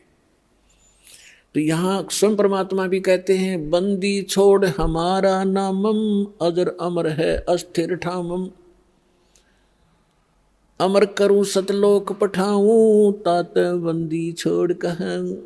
यहाँ गरीबदास जी भी कह रहे हैं, अनंत कोट ब्रह्मांड में बंदी छोड़ कहाए, सो तो एक कबीर है जननी जने नवाए। शब्द स्वरूपी साहेब धनी, शब्द से अंद सब माही, बाहर भीतर रम रहा जहां तहां सब ठाई। जल थल पृथ्वी गगन में बाहर भीतर एक, पूर्ण ब्रह्म कबीर हैं ये अवगत पुरुष अलेख। सेवक हो के उतरे इस पृथ्वी के माही, जीव उदाहरण जगत गुरु बार बार बलि जाही। अब वो महापुरुष गरीबदास साहिब जी जिनको भगवान मिले थे, सचखंड लेकर गए थे, फिर वापस छोड़ा था। परमात्मा को आंखों देखकर उनसे प्राप्त दिव्य दृष्टि और ज्ञान योग खुल जाने के उपरांत क्या कह रहे हैं कि सेवक होकर उतरे। उतरे माने वहां से चलकर आए, अवतरित हुए इस पृथ्वी के माही, दास बनकर आए, एक दुल्हा बनकर हमें दिखाया कि यदि तुमने मुक्ति चाहिए, इनकी यहाँ की बकवादों को देखकर अपने मूल उद्देश्य को भूलो मत। ये दिखा परमात्मा ने कि मेरे से निर्धन तुम नहीं हो सकते। और मैं सत भक्ति करता था, भगवान पर विश्वास करके दिखाया करते थे हमें, वो खुद रिहर्सल कर रहे थे एक हमें समझाने के लिए। और फिर परमात्मा कहते हैं कि मेरे ऊपर एक ऐसी आपत्ति डाल दी थी, लोगों ने झूठी चिट्ठी लिख दी थी कि कबीर भंडारा करेगा, 18 लाख व्यक्ति आगे थे, ये साधु संत, और परमात्मा ने 18 लाख व्यक्तियों को, एक झोंपड़ी में बैठे व्यक्ति, जनता की नज़र में वो व्यक्ति थे, धानक और गरीब दुल्हा शूद्र थे, और अब पता चला क्या चला, वो तो मालिक थे, लाल थे, पूरी सृष्टि के पालनहार थे। 18 लाख व्यक्तियों को 3 दिन तक मोहन भोजन खिला दिए, 36 व्यंजन खिलाए, लाडू, कचौड़ी, सेब, संतरे, काजू, किशमिश, जो भी जिसने जो खाद्य पदार्थ थी, और दही बड़े।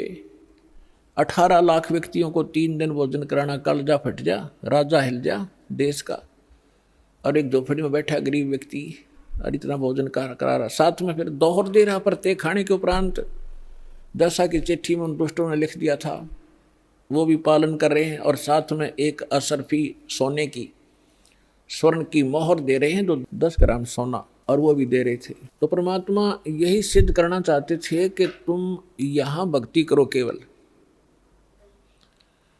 और फिर मैं देखूंगा तुम्हारे सारे व्यवसाय को।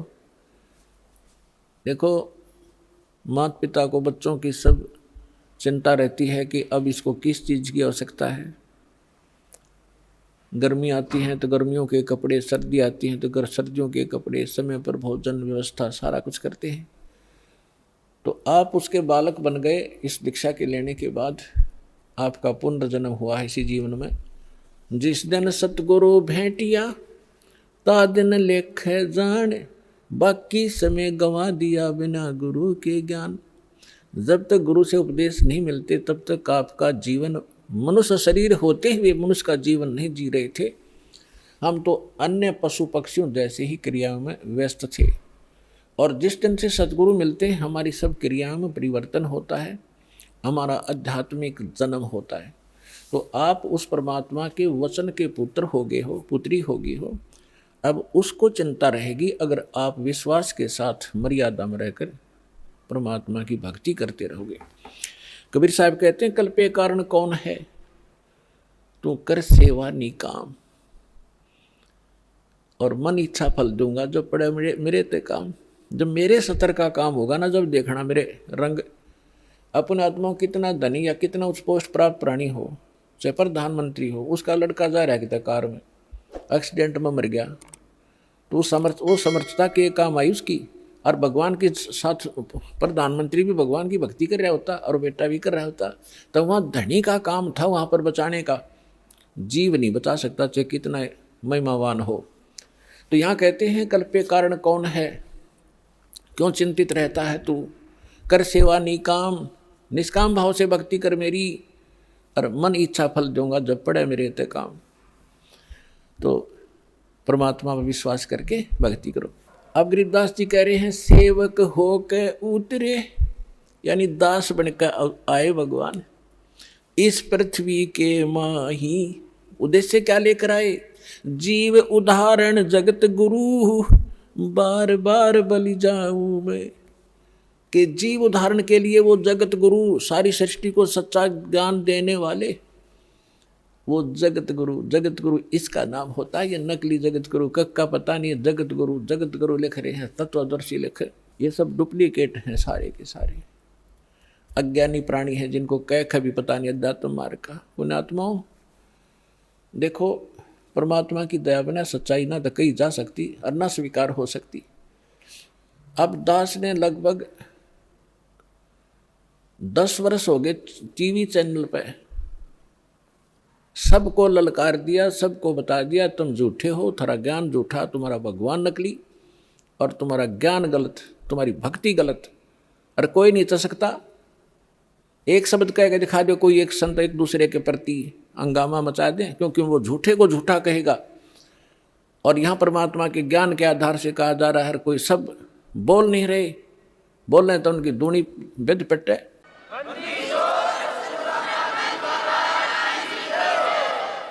तो ये परमात्मा की दया है बच्चों, आप तक यो ज्ञान पहुंच पाया। ये दास जाने या भगवान जाने या मेरे साथ उस समय से लग रहे ये आपके भाई बहन, इस संघर्ष किससे वो परिचित हैं, कैसे संघर्ष करके आप तक इस सत्र में पहुंचे। जेल तक भेज दिया झूठे केस बना के लोग, नकली लोगों ने। लेकिन परमात्मा कहते हैं जिसके साथ भगवान होता है, और सत्य को कुछ दिन दबाया जा सकता है, मिटाया नहीं जा सकता। आज देख रहे हो पूरा विश्व समझ गया कि सच्चाई क्या थी और किस प्रकार से आप तक ये ज्ञान पहुंचा पाए हैं। कोई टीवी चैनल वाला चलाने को तैयार नहीं, जो सारे नकली बैठे उनको पैसे चाहिए। एक ये साधना वाले पे पता नहीं परमात्मा ये कौन से जन्म का पुण्यकर्मी था, इसने हिम्मत सी करी और दया हुई दाता की, आप तक जो ज्ञान पहुंच पाया। और अब इसको संभाल के रखना अब कर्तव्य है आपका, प्रत्येक भाई बहन का। सभी विश्व के आप प्राणी आपके भाई बहन हैं, सतलोक के रहने वाले हैं। असंख्य जन्म या धक्के खाते भटकते होंगे हैं, या ना सुखी हो सकते ना सुखी कभी हुए हैं। सबको बता दो, डंडोरा पीट दो कि मोक्ष होगा तो सतलोक आश्रम बरवाड़ा जिला हिसार हरियाणा में है। नाम लो और अपना कल्याण कराओ। सिद्ध तारे पिंड अपना, साधु तारे खंडे, उसको सतगुरु जानियो, जो तार देवे ब्रह्मंडे। अब यहाँ परमात्मा के विषय में गरीबदास साहब जी कह रहे हैं, सेवक होकर उतरे दास बनकर कबीर दास एक आधीन घूमा करते थे। हमें एक रिहर्सल बता गए कि यहाँ की फोकट महिमा ने देख कर फूलियो मत, ये तुम्हारी दुश्मन सिद्ध हो जाएगी इस भक्ति मार्ग में। और मेरे से कुछ छुपा नहीं आपने, किस चीज़ की आवश्यकता है, आप पर क्या संकट आने वाला है, उसको कैसे टालूंगा, मालिक को सब पता है। जैसे ऑपरेशन थिएटर में जाने के बाद मरीज अपनी नहीं चलाना चाहिए, अपनी चलाओगा तो केस बिगाड़ेगा वो। तो आप आगे ऑपरेशन थिएटर में और जन्म मरण का रोग आपका कटेगा। तो इस समय मरीज ने नहीं अपनी चलानी चाहिए, डॉक्टर ने करने देना चाहिए जो वो करना चाहता है। और इस में थोड़ा बहुत कहीं कष्ट होता भी है तो आपके बहुत बड़े भयंकर रोग का नाश हो रहा है, इस करके इसमें विश्वास रखें। फिर बताते हैं, काशीपुरी कष्ट किया, काशीपुरी कष्ट किया, उतरे अधर अधारे, अधर अधार ऊपर से न्यू के न्यू आए। मोमन को मुद्रा हुआ फिर जंगल में दीदारे। मुसलमान को परमात्मा मिले और जंगल में उनका दर्शन हुए। कोटि किरण से सिभाने, शुद्ध आसन अधर विमाने, और परसत पूर्ण ब्रह्म को हो शीतल पिंड और प्राणे। गोद लिया मुख चूम कर हेम रूप झलकंते, जगर मगर काया करे जैसे दमक पद्म अनंत। अपनी माँ की गोदी में जो परमात्मा आए, इतना सुंदर बालक कि तक देखा नहीं आज तक ऐसा कलर उनका। और माँ की ममता एक विशेष होती है बहन में, बच्चे के प्रति उसने गोद लिया, छाती कहलाया, फिर मुंह चुम्या, प्यार किया। और उनका इतना अच्छा सुंदर शरीर था। हेम रूप झलकंत, हिम माने बर्फ, और बर्फ जैसी सफ़ेद कलर था उस परम पिता का। जैसे कभी कपड़ा लेना जाते थे दुकान पर, सफ़ेद कपड़ा मांगते थे तो नो क्या कर, वो कहता था दुकानदार के स्नो वाइट है ये। स्नो वाइट माने बर्फ जैसी सफ़ेदी, सबसे अच्छी सफ़ेदी बर्फ की होती है, बर्फ की। तो यहाँ हिम माने बर्फ होता है। तो गरीबदास जी कहते हेम रूप झलकंत, बर्फ जैसे वाइट कलर के परमात्मा का शरीर था। गोद लिया मुख चूम कर हेम रूप झलकंत, जगर मगर काया कर जैसे दमक पद्म अनंत। काशी उमटी गुल भया मोमन का घर घेरे, कोई कहे ब्रह्मा विष्णु है, कोई कहे इंद्र कुबेर। बच्चे को देखने के लिए आए। पहले तो नीरू को डर था कि यदि हम इस बच्चे को घर ले जाएंगे, अपनी पत्नी से कह दिया था इसको यहीं छोड़ दें, इसी में हमारी खैर है। क्योंकि पहले तो हम मुसलमान बना दिए ज़बरदस्ती, हिंदुओं से लिंक रहा नहीं, मुसलमानों से साथ नहीं। और अब ये पूछेंगे बच्चा कहाँ मिला, हम सच्ची बताएंगे कमल के फूल पर, और कोई कहेगा झूठ बोलते कमल के फूल पर बालक हो ही नहीं सकता। तो ये हमें हमसे बच्चा भी छीनेंगे और हमें यहाँ से नगरी से निकाला भी कर देंगे। लेकिन नीमा नहीं मानी, जिद पर अड़गी कि मैं मरूं चाहे जीऊं, और इस बच्चे को लेकर चाहे मैं देश निकाला ले लूंगी, पर छोड़ू नहीं इसे, मर जाऊंगी इसके साथ में। उसके आगे नीमा, फिर परमात्मा बोले थे, नीरू ने धमकाना चाहा था अपनी पत्नी को, थप्पड़ पहले जीवन में पहली बार हाथ करना चाहा था।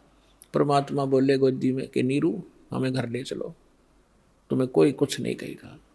जब नवजात शिशु के रूप में बालक और बोल रहे, डर गया नीरू, कोई सिद्ध पुरुष ना हो इसमें, कोई फरिश्ता ना बोलता हो बालक में, और तेरी घनी दुर्गति हो जा, चुप करके आ गया था। अब घर आकर के लोग देखना आवे, वो गीत गाती औरतें आवे, नीरू कैसा सुंदर बालक आ रहा है, कमल के फूल पर पाया है, जंगल में पाया है। जैसे भी उनकी बुद्धि ने काम किया, कमल पे फूल ना तो किनारे पड़ा पाया है, मतलब इस तरह की दंत कथा बनाने लगी। तो वहां क्या कह रहे हैं आकर, काशी उमटी गुल भया, यानी सारी काशी उमड़ उमड़ कान लगी, सारा शोर मच गया। मोमन का घर घेरे, उस दुल्हे का घर घेर लिया मोमन मुसलमान का। कोई कहे ब्रह्मा विष्णु है, कोई कहे इंद्र कुबेर। कितना सुंदर बालक, आम नहीं हो सकता। कोई ब्रह्मा है कि विष्णु में तो कोई सा है, या कुबेर धन का देवता, या इंद्र, उन देवताओं में से कोई एक ये आए हुए हैं।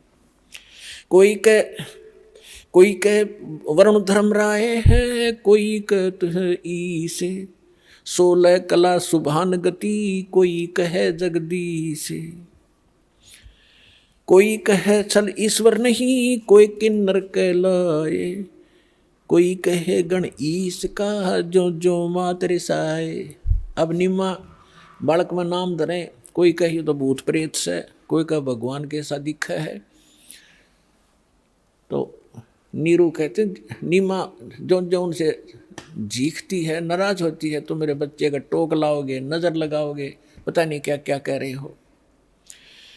भक्ति मुक्ति ले उतरे ये मेटन तीनों ताप, होय होय। भक्ति और मुक्ति यथार्थ लेकर उतरे दाता, और मेटन तीनों ताप का नाश करने वाले भगवान आए।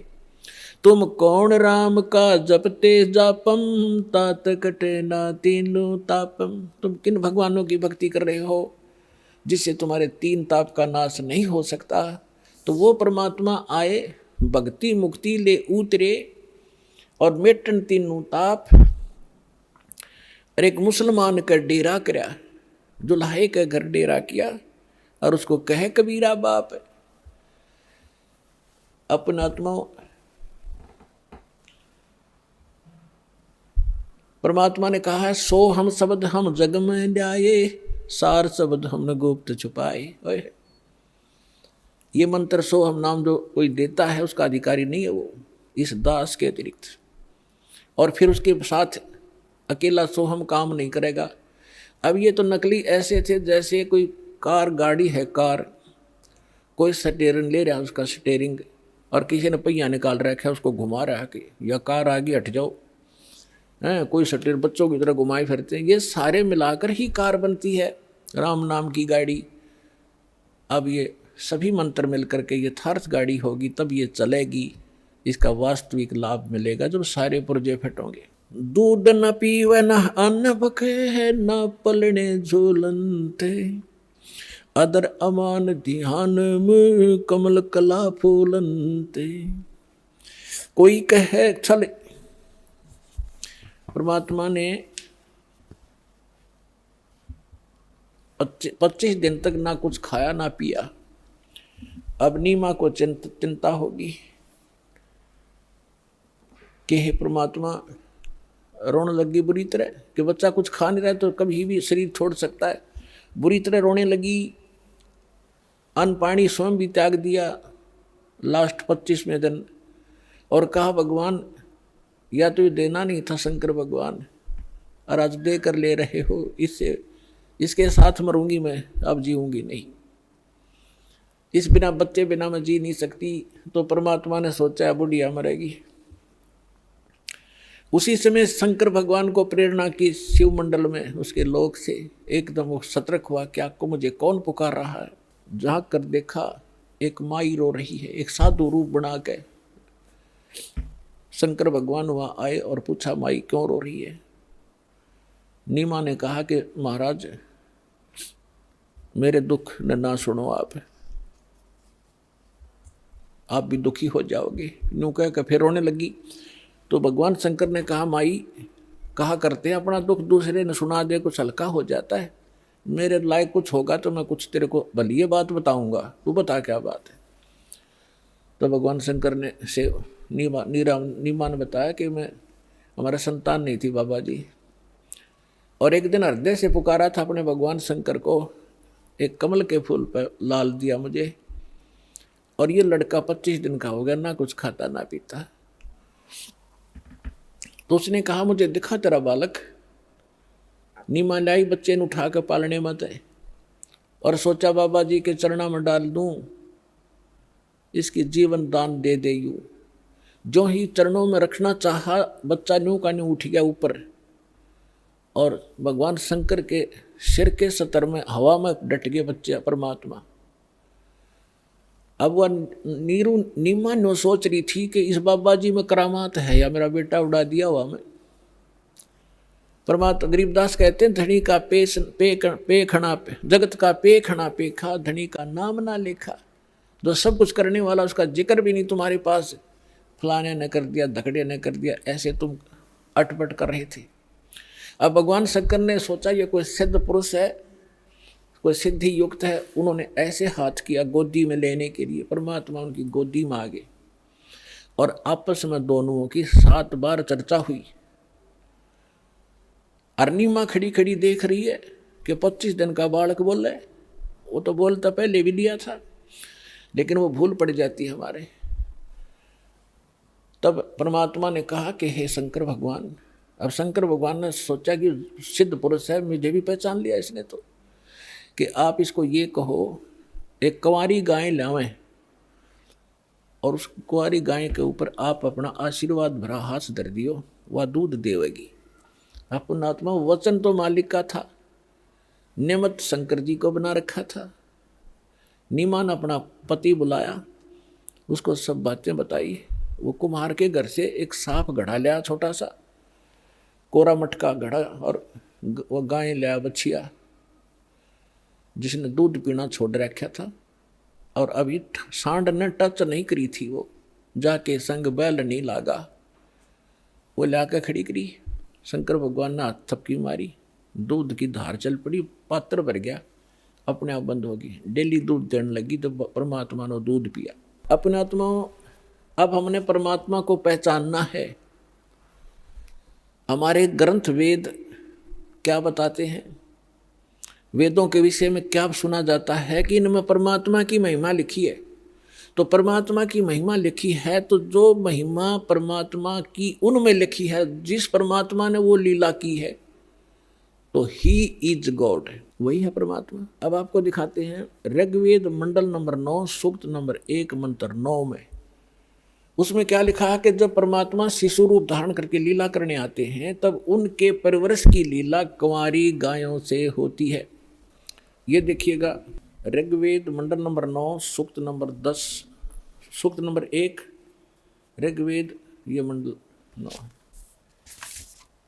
और इसके कौन है अनुवादक और प्रकाशक, सार्वदेशिक आर्य प्रतिनिधि सभा, महर्षि सिद्धांत भवन, रामलीला मैदान, नई दिल्ली। महर्षि सिद्धांत द्वारा अनुवादित लिखा है इसमें। मुद्रक Prince Offset Printers 1510 Pataudi house Daryaganj, New Delhi. इसके बिल्कुल ये 9 मंडल से स्टार्ट है।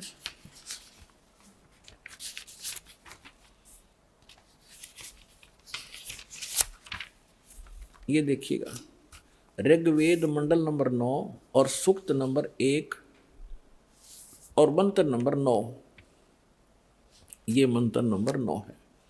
इसकी संस्कृत है अभी इमम अधन्या उत्सनितम शृणंती धेनव, धेनो माने गाय, शिशु माने शिशु रूप में प्रगट परमात्मा, सोमम सोम माने अमर परमात्मा, इंद्राय पात्वे इसका अर्थ इन्होंने किया है उस सोम माने अमर परमात्मा को, इन्होंने सोम मान लिख दिया, सोम स्वभाव वाले पुरुष को। हर देखो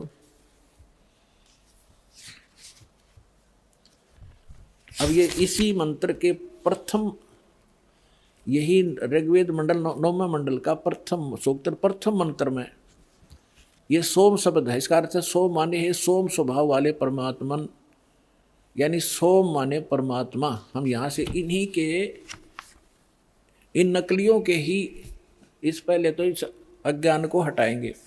अब देखो उस सोम मान, अब ऋग्वेद मंडल नंबर 9 सूक्त 1 मंत्र हम 9वां आगे।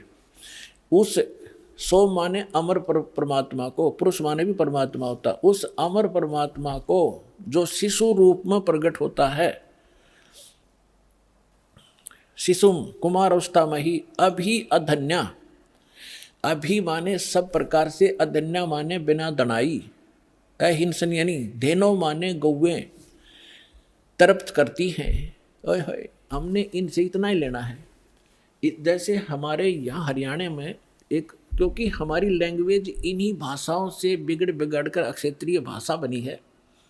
जैसे हम हरियाणा के अंदर खूड कहते हैं, जो हल से रेखा खींची जाती है, तो संस्कृत में खूड ही शब्द है।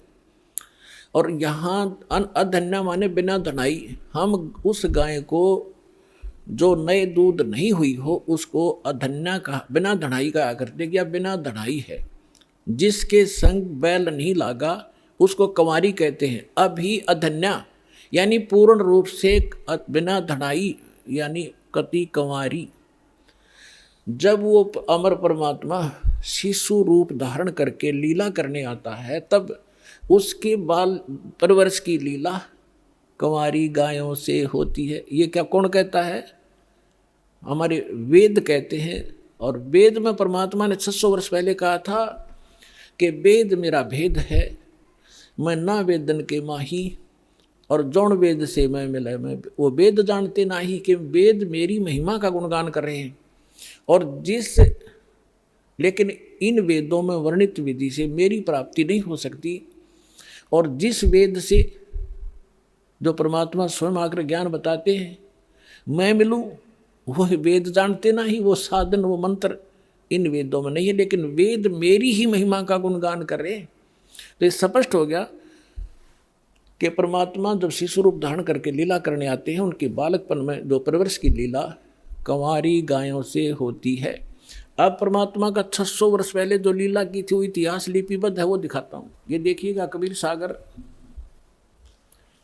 संपूर्ण 11 भाग, खेमरा श्री कृष्ण दास प्रकाशन मुंबई से। और ये इन कबीर पंथियों का ही छापा बनाया हुआ है, कोई नहीं सोचा कोई डुप्लीकेट होगा। कबीर पंथी भारत पथिक स्वामी युगलानंद बिहारी द्वारा पुरस्कृत, और यहाँ से छपा है। मुद्रक एवं प्रकाशक खेमरा श्री कृष्ण दास, अध्यक्ष वेंकटेश्वर प्रेस, खेमरा श्री कृष्ण दास मार्ग, मुंबई। अब इसके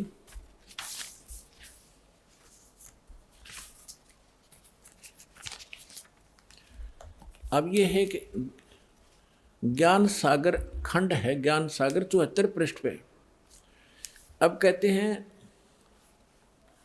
सुन जुल्हा मन भयो आनंदा, जैसे जमी चकोर पाया निशी चंदा। दुल्हे को जब ये पता चला कि ये परमात्मा हमारे लिए आए हैं, यानी दुल्हे बच्चे को पाकर दुल्हा बड़ा खुश हुआ। ले सुत चलो हरस मन कीना, ता तो पुन अस बोल ही लीना। सुत काशी को ले चले लोग देखण ते आव, अन पानी भक्से नहीं खावे नहीं, दुल्हा शोक जनावे। तब दुल्हा मन कीन तिवाना, रामानंद सो कही उत्पाना। मैं सुत पायो बढ़ाओ गुणवंता, कारण कौन बखै नहीं संता। रामानंद ध्यान तब धारा, दुल्हा सो अस वचन उचारा। पूर्व जन्म ते ब्राह्मण जाति, हर सेवा की नी भली भांति। कुछ तो सेवा हर की चुकाता, ते भयो जुल्हो का रूपा। प्रीति प्रभु गए तो लेनी, ताते उद्धान में सुत तो दीना। अब इन्होंने, जैसे कबीर पंथियों ने, वैसे तो दुखी व्यक्ति सब जगह जाते हैं अपने पुत्र के लिए, रामानंद जी से भी मिले होंगे, लेकिन वास्तविकता ये है, क्योंकि परमात्मा ने कहा था कि गरीबदास वाले बार में पंथ में गरीबदास जी के द्वारा मेरी यथार्थ महिमा की वाणी पुनः प्रकट की जाएगी। तो उसमें भी यही प्रमाण है कि एक अनव्यावर को दूध दिया तत्काल, और पीवै बालक ब्रह्म गति तासिव भय दयाल। शिव उतरे शिव मंडल से अब अवगत वतन विनोद, और मैं के बदन खुलास कर फिर लिया इसको गोद। तो यहाँ जैसा भी है, इन्होंने फिर भी उस सच्चाई को पकड़ना, हमने उस समय मालिक के साथ ने क्या लीला की थी। अब ये क्या कह रहे हैं कि रामानंद जी के पास गए, कौन? नीरू। स्वामी रामानंद जी से पूछा कि मुझे एक बालक मिला है, वो खाना नहीं खा रहा, ना दूध पी रहा, क्या कारण है महात्मा जी? तो उसने बताया है कि पिछले जन्म में तू ब्राह्मण था। रामानंद जी ने कहा, इसमें जो प्रकरण है ऐसा लिखा है, और तू तेरे से कोई गलती बनी जिस कारण से तू दुल्हा बन गया, और तेरी फिर भी मालिक ने सुन ली, तुझे उद्यान में जंगल में बालक दे दिया।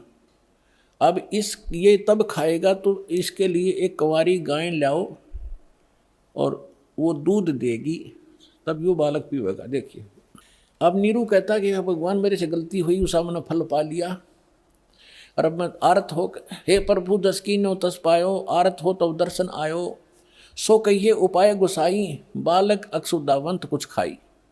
मेरे से जो गलती हुई थी, भगवान ने मुझे सजा दे दी, दुल्हा बना दिया आपके कहने अनुसार, लेकिन मैं आपके पास आया हूँ संकट निवारण के लिए, सो ऐसा उपाय बताइए मेरा बालक कुछ खावे। तो रामानंद अस युक्ति विचारा, तुम सुत कोई ज्ञानी अवतारा, तेरा बालक जो है कोई विद्वान पुरुष है, और बचिया जाही बैल नहीं लागा, अरसो ले ठाड़ करो ते आगा। एक बछिया ले आओ जिसको बैल ने टच ना किया हो, और उसके साथ खड़े कर दो, और दूध देवेगी। दूध चलो ते थन तें, दूध दियो छिपाए, और अक्षुदावंत जब हो बालक ताको देव खवाए। अब दूध पीवत नाम कबीर, दूध तब पीवत नाम कबीरा, खेलत संत मत सब धीरा। अब इससे क्या सिद्ध हो गया? आंखों देखा संत बतावे गरीबदास साहिब जी, और हमारे ग्रंथ बतावे, हमारे वेद बता रहे हैं कि परमात्मा जब शिशु रूप धारण करके आता है, वो पूर्ण परमात्मा है, सारी सृष्टि का रचनहार। वो ऐसी लीला करता है, वो कुंवारी गायों से उनके परवरिश होती है बचपन की, और ये लीला 600 वर्ष पहले परमात्मा की लीला वो जीवनी में लिखी है कि उस परमेश्वर ने ऐसी लीला की थी। तो हुई is God, Kabir is God.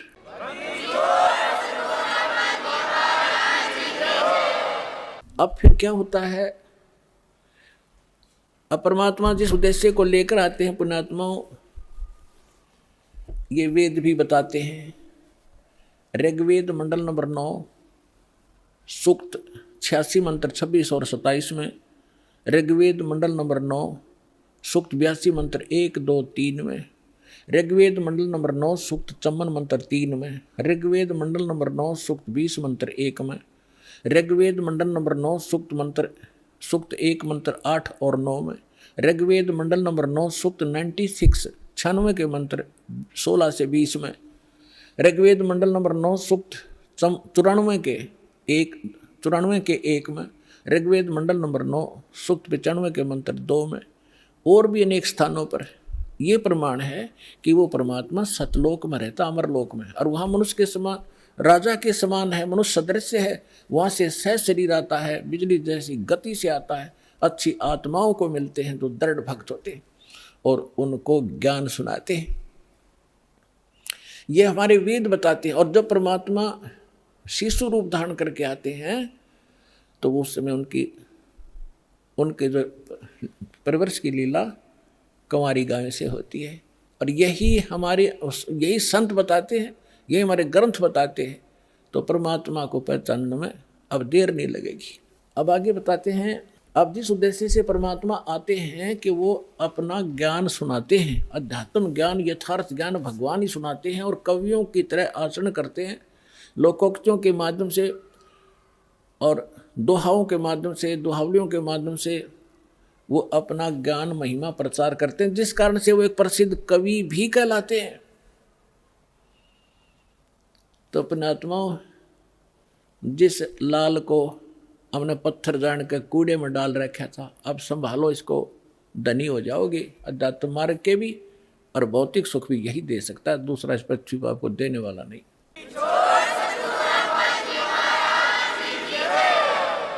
अब क्या हुआ, अब थोड़ा मौखिक सुनाऊंगा, फिर आगे थोड़ी सी, क्योंकि समय का अभाव रहता है समय। फिर एक बार आपको इस बात से दृढ़ कर दूं कि हु इज गॉड, परमात्मा कौन है, वो मिलेगा कैसे, उसका यथार्थ भक्ति मार्ग कौन सा है और कहाँ प्रमाणित है। फिर आप ऐसे दृढ़ हो जाओगे जैसे हम पहले उस नकली ज्ञान पर दृढ़ हो रहे थे, नकली भगवानों पर। रामायण और महाभारत सुनकर नो ऑब्जेक्शन हो गया था, क्योंकि हजारों से एक ही बात सुनी थी। और ऐसा कहते हैं कि जिस झूठ को 100 बार सुन लिया जाए तो वो सत्य महसूस होने लग जाती है।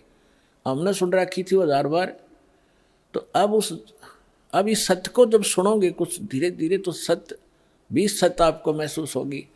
तो फिर सुनाया करेंगे ये अमृतवाणी, आपकी आंखों से आंसुओं की झड़ी लगा करेगी कि कहाँ भूले पड़े थे, कैसा जीवन नाश कर दिया था। हे भगवान, आप रात न उठ कर भी सपने में भी उड़क कर पड़ोगे, हे भगवान नाश हो जाता है, मार्ग ना मिलता थे, ये तो भांग का भाड़ा जीवन जाना था। आगे जीवन में कितने कष्ट आपको होंगे वो खड़े दिखाई देंगे। अगर भक्ति ना करते तो ये कष्ट आप पर व्यतीत होते जो भगवान बता रहे हैं, और अब वो खत्म हो जाएंगे। अब क्या बताते हैं कि फिर काजी आगे लड़के का नाम रखने के लिए कुरान शरीफ ले आए। काजी आए कुरान ले, धर लड़के का नाम, अक्सर अक्सर मैं फुरा धन कबीर मिल जाऊं मैं। शकल कुरान कबीर है, हरफ लिखे जो लेख, काशी के काजी कहें या गई दीन की टेक। अब काजी आगे परमात्मा के नामांकन करने के लिए, नामाकरण करने के लिए। अब वो कैसे करते हैं, जैसे कुरान शरीफ को खोलते हैं, पवित्र पुस्तक है, और उसमें पहला अक्षर जो होता है उसके ऊपर नाम रखते हैं। जो ही उन्होंने कुरान शरीफ को खोला, उसमें कबीर अक्षर था। कुरान सूरत फुरकानी 25, उसके अंदर सबसे पहला जब खोला तो कबीर लिख रहा। कबीर का अर्थ ये बड़ा कहते हैं, महान मानते हैं, अल्लाह अकबर एक भगवान का नाम भी मानते। तो इन्होंने सोचा कि एक जुलाहे के बालक का और कबीर नाम रखना शोभा नहीं देगा। दूसरी बार फिर बंद करके फिर तुरंत खोला, उस पृष्ठ पे पूरे पे कबीर कबीर उर्दू फारसी भाषा में कबीर कबीर लिखे हुए थे, अरबी भाषा में कबीर कबीर, दूसरा लेख नहीं रहा उस कुरान का। फिर और जगह देखा तो सारी कुरान में कबीर कबीर रह गया, कोई अक्षर नहीं रहा उनकी उस पुस्तक में। और परमात्मा बोले काजियो मेरा नाम कबीर ही रहेगा। काजी तो उस कुरान में पटक गए और भाग्य छोड़ गए।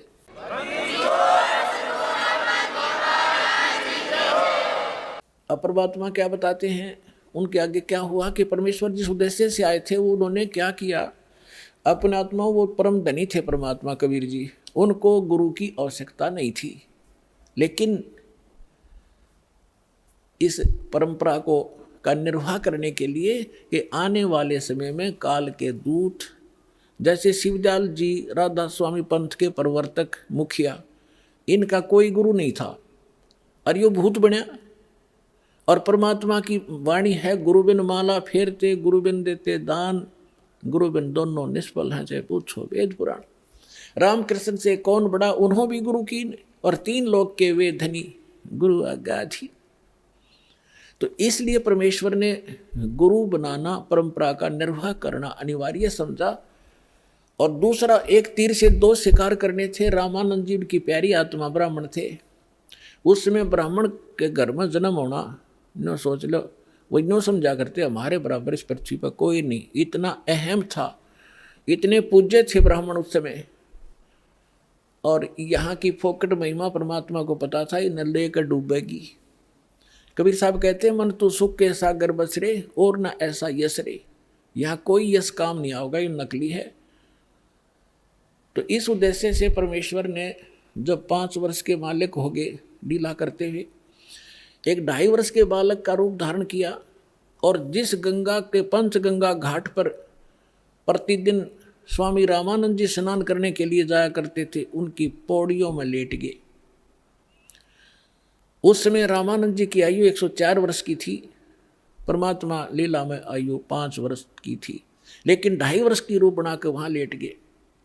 रामानंद जी ब्रह्म मुहूर्त में वक़्त से जाते थे, उनके सिर में वो खड़ाऊ लगी, परमात्मा कबीर जी बालक के रूप में लेटे हुए बच्चे की तरह रोने लग गए। रामानंद जी छेती जल्दी से नीचे झुके कि किसी बालक का चोट लाएगी। साधु संत कोई भी हो, किसी मजहब धर्म का, उसमें दया जरूर होती है। दया भाव से नीचे झुका तो उनके गले में एक कंठी होती है, कंठी, जो वैष्णु साधु से दीक्षित होने का प्रतीक होता है। एक तुलसी के लकड़ी की कमड़ियाँ होता है, मन का एक धागे में बांध रखा होता, वह निकल के परमात्मा की गल में गल गई कबीर साहब के।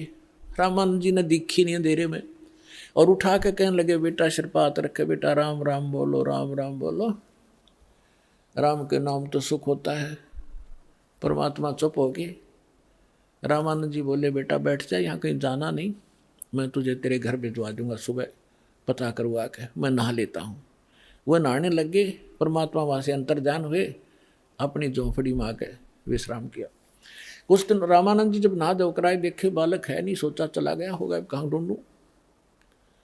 कुछ दिन के बाद परमात्मा का ने क्या लीला की कि रामानंद जी का एक शिष्य विवेकानंद नाम का ब्राह्मण अपने क्षेत्र में कथा कर रहा था विष्णु पुराण की। अब परमात्मा जाकर बैठ गए वहां पर। जब उसने विष्णु पुराण की कथा सुना ली, विष्णु सर्वेश्वर है, इनके कोई माता पिता नहीं, अजरो अमर सारी सृष्टि के मालिक हैं ये, तब परमात्मा ने पूछा कि भगवान, मैं एक शंका है मेरे मन में, कबीर साहब 5 वर्ष के बालक ने।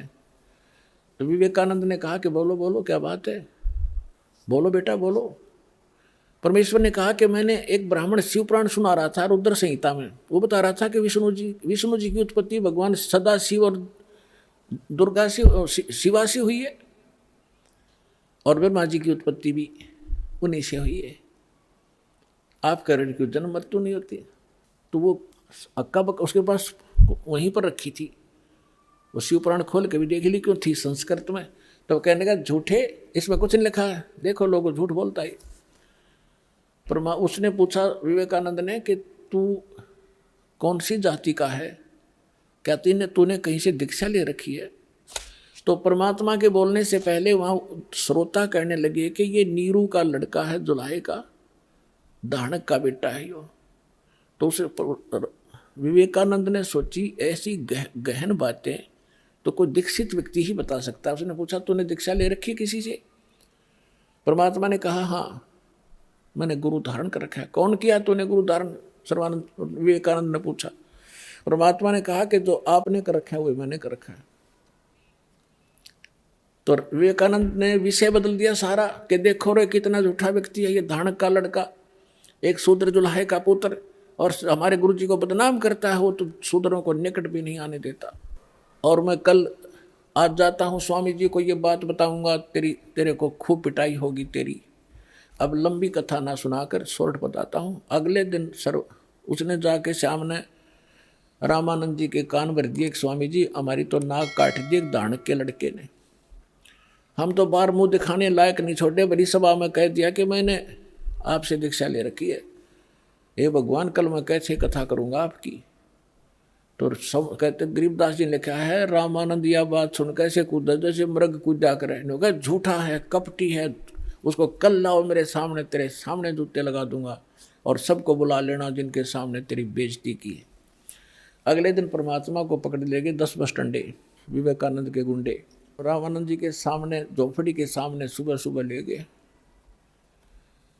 रामानंद जी ने अपनी झोपड़ी के गेट पे पर्दा लगा रखा था, पर्दे से अंदर झोपड़ी के अंदर से खड़ा होकर वार्ता कर रहा था, ये दिखाने के लिए कि मैं इन शूद्रों को टच भी नहीं करता, इनके दर्शन भी सुबह सुबह नहीं करता। और वो श्रोता बुला रखे थे अपने सारे चमचे, विवेकानंद ने जिनके सामने उसकी बेइज्जती हुई थी, वो सारे श्रोता बैठे। तो रामानंद जी ने पूछा कि कौन है, तेरी जात कौन है, तू किस भगवान की भक्ति करता, तेरा पंथ क्या है। तो कैसे वार्ता होती है उस आत्मा और परमात्मा की, गरीबदास जी ने चित्रार्थ की है। क्या कहते हैं, आडा पर्दा लाए कर, आडा पर्दा लाए कर रामानंद बूजंत, दास गरीब कुरंग छवि अदर डाक कूदंत। कुरंग माने मृग की तरह कूदता, झोपड़ी में पांव पीटा है।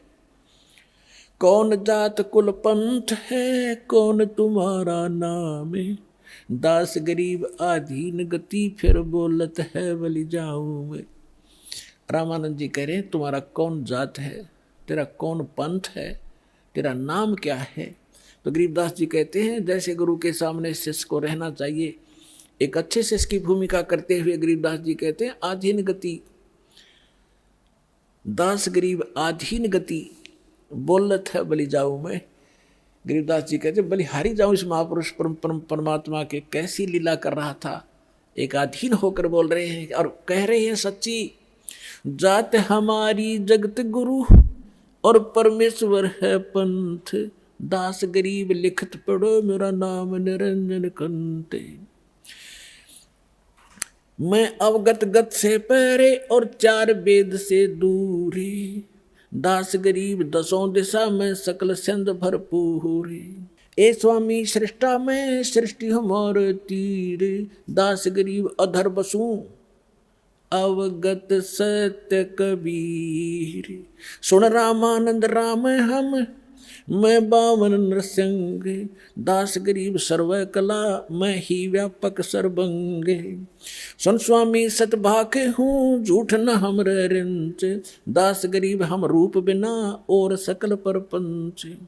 मैं रोवत हूँ सृष्टि को ये सृष्टि रोवत मोहे, गरीबदास हमारे योग को समझ न सकता कोई।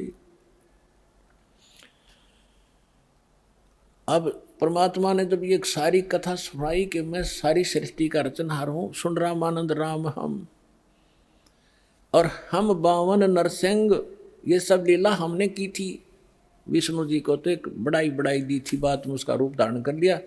हम ये चाहते थे परमात्मा क्या भक्ति बनी रहे, इनकी आस्था बनी रहे मेरे में, ताकि ये किसी के माध्यम से भी बनी रहे। पर परमात्मा ने यह भक्ति इस युग तक लानी थी और कर रहे थे सारे आप ही। अब क्या बताते हैं, परमात्मा ने कहा कि जात हमारी जगत गुरु और मेरा पंथ पूछते हो कौन सा मैं भक्ति मार्ग लेकर आया हूँ। परमेश्वर है पंथ, ईश ये ब्रह्म है, ईश्वर ये परब्रह्म यानी अक्षर पुरुष है। गीता अध्याय नंबर 15 के श्लोक 16 और 17 में 3 पुरुष हैं, सरपुरुष, अक्षर पुरुष और परम अक्षर पुरुष। तो कहते हैं ईश ईश्वर परमेश्वर, जात हमारी जगत गुरु यानी सच्चा ज्ञान और सूर्य पूरे विश्व को ज्ञान देने के लिए मैं आया हूँ, या मेरी जात समझ लेना। और मेरा पंथ है परमेश्वर का, उस परमेश्वर का मार्गदर्शन करने के लिए मैं आया हूँ।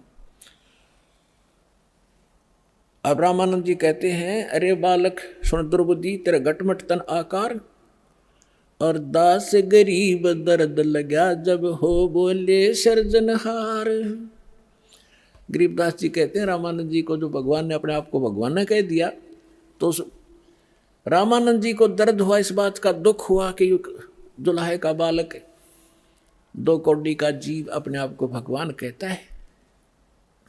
तुम मोमुन के पालवा तेरा दुल्हे के गर्भा से, दास गरीब अज्ञान गति एता दृढ़ विश्वास। रामानंद जी जीख के कह रहे हैं कि तो मोमन एक मुसलमान धानक के टुकड़ों पर पलने वाले, और तू अपने आप को भगवान बता रहा है। मान बड़ाई छोड़ कर तुम बोलो बालक बहन, दास गरीब अधमुखी तुम गट एता फैन। अरे बालक नीची कला तुम हो बोले ऊंचे, दास गरीब पलक घड़ी खबर नहीं दम कूचे। अब क्या बताते हैं, तर्क तलु से बोले थे रामानंद सुरज्ञान, दास गरीब कुजात है ये आखिर नीच निदान। पर्दे के अंदर से गालियां दे रहा रामानंद भगवान को कि तेरी जात का पता नहीं कुजात, तो पता नहीं कौन है, कहाँ से पड़ा मिला था, और अपने आप को भगवान कह रहा है।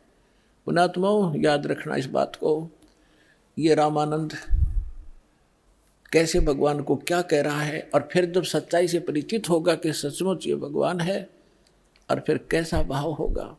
जब उसने सारा कुछ कह लिया, भगवान ने बता दिया कि आई एम गॉड, मानो चाहे मत मानो गुरु जी। रामानंद जी ने सोचा जब इतना कॉन्फिडेंस से ये बालक छोटा सा बोल रहा है तो भाई खसना नहीं चाहिए। इन्होंने सुना भगवान पता नहीं किस रूप में आ जाए। थोड़ा विद्वान भी थे, भगवान के चाहने वाले भी थे। तो वहीं वार्ता स्टॉप करके कहने लगा, बालक थोड़ी देर बैठ जा, मैं अपनी पूजा कर लूँ। पर्दा लगा हुआ है गेट पर, झोपड़ी में पूजा क्या कर रहा है रामानंद जी? एक मानसिक पूजा किया करता था। जो अन्य कर्मकांड करते हैं वो तो भगवान की मूर्ति, विष्णु जी की, ठाकुर की मूर्ति को नहवाते हैं गंगा जल से, पुराने कपड़े उनके उतार कर धोते हैं, सुखाते हैं, नए कपड़े पहनाते हैं, तिलक लगाते हैं, मुकुट रखते हैं और गले में एक मनिए की कंठी डालते हैं, तुलसी की लकड़ी के बनिए की। अब उस दिन रामानंद जी कल्पना से कर रहा था वो तो, लेकिन सामने भगवान ने ऐसी दृढ़ बातें कह दी, वो विचलित भी था। तो उस दिन उसका गलती लगी कि मानसिक पूजा करा करता, जैसे स्वप्न देखा करें हम, ऐसी मानसिक पूजा होती है। जैसे भगवान की मूर्ति नवाई, अभ्यास था डेली का, नवाई, कपड़े बदले और फिर उसका मुकुट धर दिया, तिलक लगा दिया। लेकिन उस दिन वो कंठी डालनी भूल गया, गले में माला। अब माला ना डाला, पूजा खंडित, और मुकुट उतारा नहीं जाता। उस दिन एक नियम है, मुकुट रख दिया भगवान पे, फिर उस दिन नहीं उतरेगा, अगले दिन ही उतारा जाएगा जब उसकी फिर पुनः नवा दवाई करेंगे। मुकुट उतारा, पूजा खंडित, और जब माला ना डाली तो अधूरी।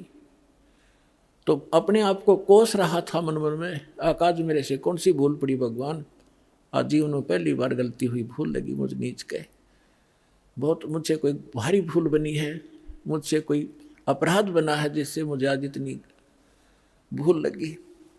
बाहर खड़े वो 5 वर्ष के बालक, वह कहते स्वामी जी चिंता ना करो, इस माला की गांठ खोल लो, गुंडी खोलो और फिर गले में डाल के फिर गांठ लगा दो, मुकुट उतारना नहीं पड़ेगा। ओए होए,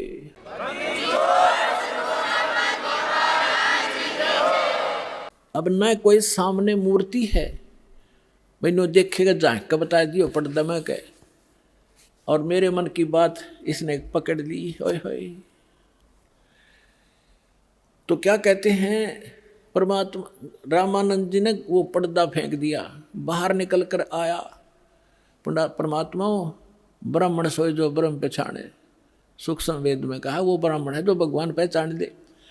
और कहते हैं लोक लाज ना कीजिए, निर्भय हो रही है, लोक लाज मर्यादा जगत की तरह जो तोड़ बगावे, जब कोई राम भगत गत पावे। एक तरफ तो उसकी मान बढ़ाई और इज्जत शिखर में थी कि ब्राह्मण कुल में जन्म है और 1400 ऋषि उसके प्रचारक हैं, और सामने हजारों की संख्या में उसके प्रशंसक बैठे। और दूसरी तरफ जुल्हे का बालक खड़ा है भगवान रूप में। अब इस यहाँ थी उस भगत की पहचान, लेकिन वो 1 नंबर का भगत थे, सच्चा ब्राह्मण था। उसने संसार को ठोकर मार दी और उस 5 साल के वो जुल्हे के बालक को सीने से लगा लिया भगवान समझकर। जब उन्होंने परमात्मा को सीने से लगाया तो उनका शरीर ऐसा था जैसे रुई होती है, तेज पुंज का शरीर, ऐसनाविरम शुक्रमकायम। यजुर्वेद अध्याय नंबर 40 के मंत्र नंबर 8 में परमात्मा कबीर जी की यह महिमा स्पष्ट लिखी है कि उसका शरीर है कबीर जी का, लेकिन वो उसमें नाड़ी तंत्र हार्ड चाम वाला नहीं है, तेज पुंज का नूरी शरीर है। अब वो सामने देख रहे थे, कहते हैं बोलत रामानंद जी हम घर बड़ा सुकाले, गरीबदास पूजा करें मुकुट फही जदमाले। परमात्मा कहने लगे सेवा करो संभाल करे, सुन स्वामी सुर ज्ञाने, गरीबदास शर मुकुट में माला अटकी जाने। स्वामी घुंडी खोल कर फिर माला गल डारे, गरीबदास इस भजन को समझ सके कर तारे। रामानंद जी मान गया कि मेरे इस क्रिया को भगवान बिना कोई जान नहीं सकता, ये सामने सचमुच परमात्मा खड़ा है। डोढ़ी पर्दा दूर कर लीना कंठ लगाए, गरीबदास गुजरी बहुत जब बदने बदन में लाया। कि उस समय सामने भगवान खड़े एक तरफ सारा समाज जिसमें महिमा का उसका झंडा बंधा हुआ था, तो कहते हैं उसका कि मन मौथल पुथल तब तेरी हुई, लेकिन सीने से लगा लिया। क्या कहते हैं, मन की पूजा तुम लखी मुकुटमाल परवेश, गरीबदास गत को लख तेरा कौन वरण कौन भेख। ओए होए, रामानंद 104 साल के ब्राह्मण आंखों में आंसू घेर कर कह डालते हुए कह रहे हैं कि मेरे मन की पूजा तुम लखी, तुमने जान ली। मुकुट में माला फंस गई, तो डालना चाहा था मुकुट में, कहा उलझ गई थी, तब मालिक ने कहा था इसको खोल के गुंडी फिर गल में डाल। मन की पूजा तुम लखी है मुकुट माल प्रवेश। और रामानंद जी कह रहे हैं, गरीबदास जी बता रहे हैं कि रामानंद जी, गरीबदास गति कौन लखे, तुझे कैसे पहचाने हम जीव किस तो वर्ण में, यानी दानक जुलाहे सुदर वर्ण में खड़े हो, और के आपकी वेशभूषा, हम जीव कैसे पहचान सकते परमात्मा आपने। मन की पूजा तुम लखी मुकुटमाल प्रवेश, गरीबदास गति कौन लखे तेरा कौन वर्ण क्या भेख। फिर कहते हैं ये जो दीक्षा तुम दी मान ली मन मोरे, गरीबदास तुम कोमल पुरुष और हमरा बदन कठोरे। अब बुद्ध विद्वान पुरुष थे, समझ गए कि मेरा अहम तोड़ा है, अहंकार टूटे बिना भगवान मिला नहीं। तो कहते हैं ये तो दीक्षा तो मोर दे मान ली मन मोर, आपने जो मुझे शिक्षा दी मेरी अकल ठिकाने आएगी कि मैं घड़ा ऊपर उठ रहा था, अपने आप को पता नहीं क्या समझ रहा था, और दाता आज आपके सामने मैं फेल हो गया। फिर उन्हें काफ़ी चर्चा होती है आपस में, लेकिन परमात्मा ने उनको सब तरफ से फेल कर दिया। परमेश्वर ने जब सारा कुछ हो लिया, रामानंद जी कहने लगे मैं बाप से दो बात ज्ञान की चर्चा और करना चाहता हूँ, बैठो करो। तब परमेश्वर ने प्रश्न किया कि आप किसकी भक्ति करते हो स्वामी जी? कि मैं विष्णु का उपासक हूँ, वैष्णु संत हूँ, शंकर जी की उपासना भी साथ साथ करता हूँ। परमात्मा ने कहा कि आप इसकी उपासना से कहाँ जाओगे? कि स्वर्ग में जाऊँगा बच्चा, वहाँ देवताओं जैसा मुझे शरीर मिलेगा और वहाँ बहुत सारे भगवान के दर्शन किया करूँगा, सारी सुख सुविधाएं। परमात्मा बोले वहाँ कितने दिन रहोगे, वहाँ कितना समय व्यतीत करोगे? विद्वान पुरुष थे, मालूम था, और सब उसी समय कह दिया कि जब तक मेरे पुण्य रहेंगे मैं विष्णु लोक के स्वर्ग में रहूँगा। फिर कहाँ जाओगे? पता नहीं बच्चा, ले मैं बताऊँगा कहाँ जाओगे। फिर आप गधे बनोगे। और गीता अध्याय नंबर 15 के श्लोक नंबर 4 में कहा कि तत्वदर्शी संत की प्राप्ति के पश्चात परमेश्वर के उस परम पद की खोज करनी चाहिए, जहाँ जाने के बाद साधक फिर लौट कर नहीं आते। वो साधना मेरे पास है स्वामी जी, लेकिन ये मन इतना दुष्ट है, इतना रंगा हुआ पिछले गलत रंग में, फिर भी अपनी अड़गम सड़गम करके कहता है कि मैं समाधि लगाता हूँ, बहुत दूर मेडिटेशन से बहुत ऊंची ऊंचाइयों तक जाता हूँ। परमात्मा बोले पहुँचो, कहाँ तक जाओगे? ये तो एक ब्रह्मांड का चित्र है इसमें, और एक टीवी है, एक टीवी का जो रेंज है वो वहीं तक है जितनी उसकी सीमा है। इस ब्रह्मांड का इसके अंदर देख सकते हो, इससे बाहर का नहीं देख सकते। अब कहते हैं योग युक्त प्राणायाम कर जीता सकल शरीर, और त्रिवेणी के घाट पे वो अटक रहा बलबीर। यहाँ से सभी प्राणी धर्मराज के दरबार में जाते हैं, त्रिकुटी के ऊपर, वहाँ पर 3 रास्ते बन जाते हैं, उसको त्रिवेणी कहते हैं। एक लेफ्ट का रास्ता जाता धर्मराज के दरबार में, उससे आगे फिर वो उनके लोकों में जाते हैं जहाँ जिसने जैसा जाना है, और सामने का ब्रह्मरंध्र कहलाता है जो ऊपर ब्रह्मलोक में जाता है, और राइट साइड का एक शपथपुरी है, 96,000 खेड़े हैं, उस साइड में जाता है। तो वो सामने वाला रास्ता बंद, और वहाँ तक ही ये जा सकते हैं, फाइनल रेंज है, जब तक मृत्यु नहीं होगी इससे आगे नहीं जा सकते ये। तो वहाँ जाकर वो खड़े हो गए रामानंद जी सूक्ष्म यानी समाधि में, और परमात्मा साथ 5 वर्ष के बालक रूप में। तो परमात्मा जैसे सोपन होता है ना, इस समाधि मेडिटेशन ऐसा ही होता है। तो अंदर जाकर परमात्मा बोले अब स्वामी जी कहाँ जाओगे, अब कहाँ जाओगे? आगे रास्ता मुझे मालूम नहीं, कि ये देखो 3 रास्ते हैं, ये रास्ता भी तुम इसमें अलाउड नहीं हो, जा नहीं सकते, मृत्यु के उपरांत ही जाओगे। इधर जाओगे, आपका धर्मराज के पास जाओगे, वहाँ आपका अकाउंट होगा, जिस लोक में जाना है, नरक में जाना है या कुत्ता गधा की योनि प्राप्त करनी है, वहाँ से अपना लेकर पर्ची और फिर आगे जाओगे। और आपने विष्णु जी की उपासना की, यहाँ विष्णु लोक में जाओगे। और ये सामने ब्रह्मरंध्र है, ये काल ने बंद कर रखा है, वज्र कपाट है यहाँ पर। ये तुम्हारे इस मंत्र जाप से नहीं खुल सकते। करके देख, तू अपने जो जाप करता है, जो भी मंत्र करते हो, उसने खूब कोशिश कर लियो, नहीं खुला। तो परमात्मा बोले मेरे पास वो सत्य नाम है, मैं खोल उससे खुलेगा। मैं करता हूँ उससे। परमात्मा ने लीला की, वो तो वैसे ही खोल देने थे, लेकिन सतनाम दृढ़ करना था कि इससे खुलती है। चाबी तो वही है मालिक के पास, भी वो लगाकर खोल देते। तो परमात्मा ने सतनाम का सुमन करके दिखा, श्वास उश्वास से, जिसमें एक वो मंत्र है और दूसरा तथ्य जो आपको सतनाम प्राप्त भगत को मालूम है। जो ही वो मंत्र जाप किया, पट दे ही दरवाजा खुल गया। परमात्मा बोले आ जाओ मेरे साथ। आगे जाके दिखा, तपस्या दिखाई, धर्मराज काल जहाँ बैठता है अलग से वो स्थान दिखाया, ब्रह्मलोक दिखाया। फिर 11वां द्वार पार करके अक्षर पुरुष के लोक में प्रवेश किया। फिर 12वां द्वार पार करके सतलोक में प्रवेश किया। जब नीचे से परमात्मा गए थे 5 वर्ष के बालक के रूप में, वह सिंहासन पर विराजमान भगवान को देखा, जिसके एक रोमकूप में करोड़ सूर्य करोड़ चंद्रमा मिला दे, इतना प्रकाश झलक रहा था। राजा के समान सिंहासन पर विराजमान थे, सिर पे मुकुट, ऊपर छत्र था, वहाँ चवर रखा था। 5 वर्ष के बालक ने चवर किया था उस भगवान पर। रामानंद जी ने सोचा भगवान तो ये है परमअक्षर ब्रह्म जो सिंहासन पर बैठे, ये कबीर जी तो यहाँ का कोई गण नौकर होगा। इतने वो तेजो में शरीर खड़ा हुआ, 5 वर्ष के बालक उस सिंहासन पर बैठ गए उछल के। और वो बच्चा तेजो में जो भगवान नजर आवा था शरीर वाला, वो चमक करे 5 वर्ष के बालक पर। रामानंद जी कभी उसकी तरफ देखे, कभी बालक की तरफ देख रहे थे। इतने में तेजो में शरीर उस बालक में समा गया। और तब कहा था, ए रामानंद, ए स्वामी श्रेष्ठा में सृष्टि हमारा तीर, दास गरीब अधर बसु अवगत, मेरा नाम अवगत सत कबीर।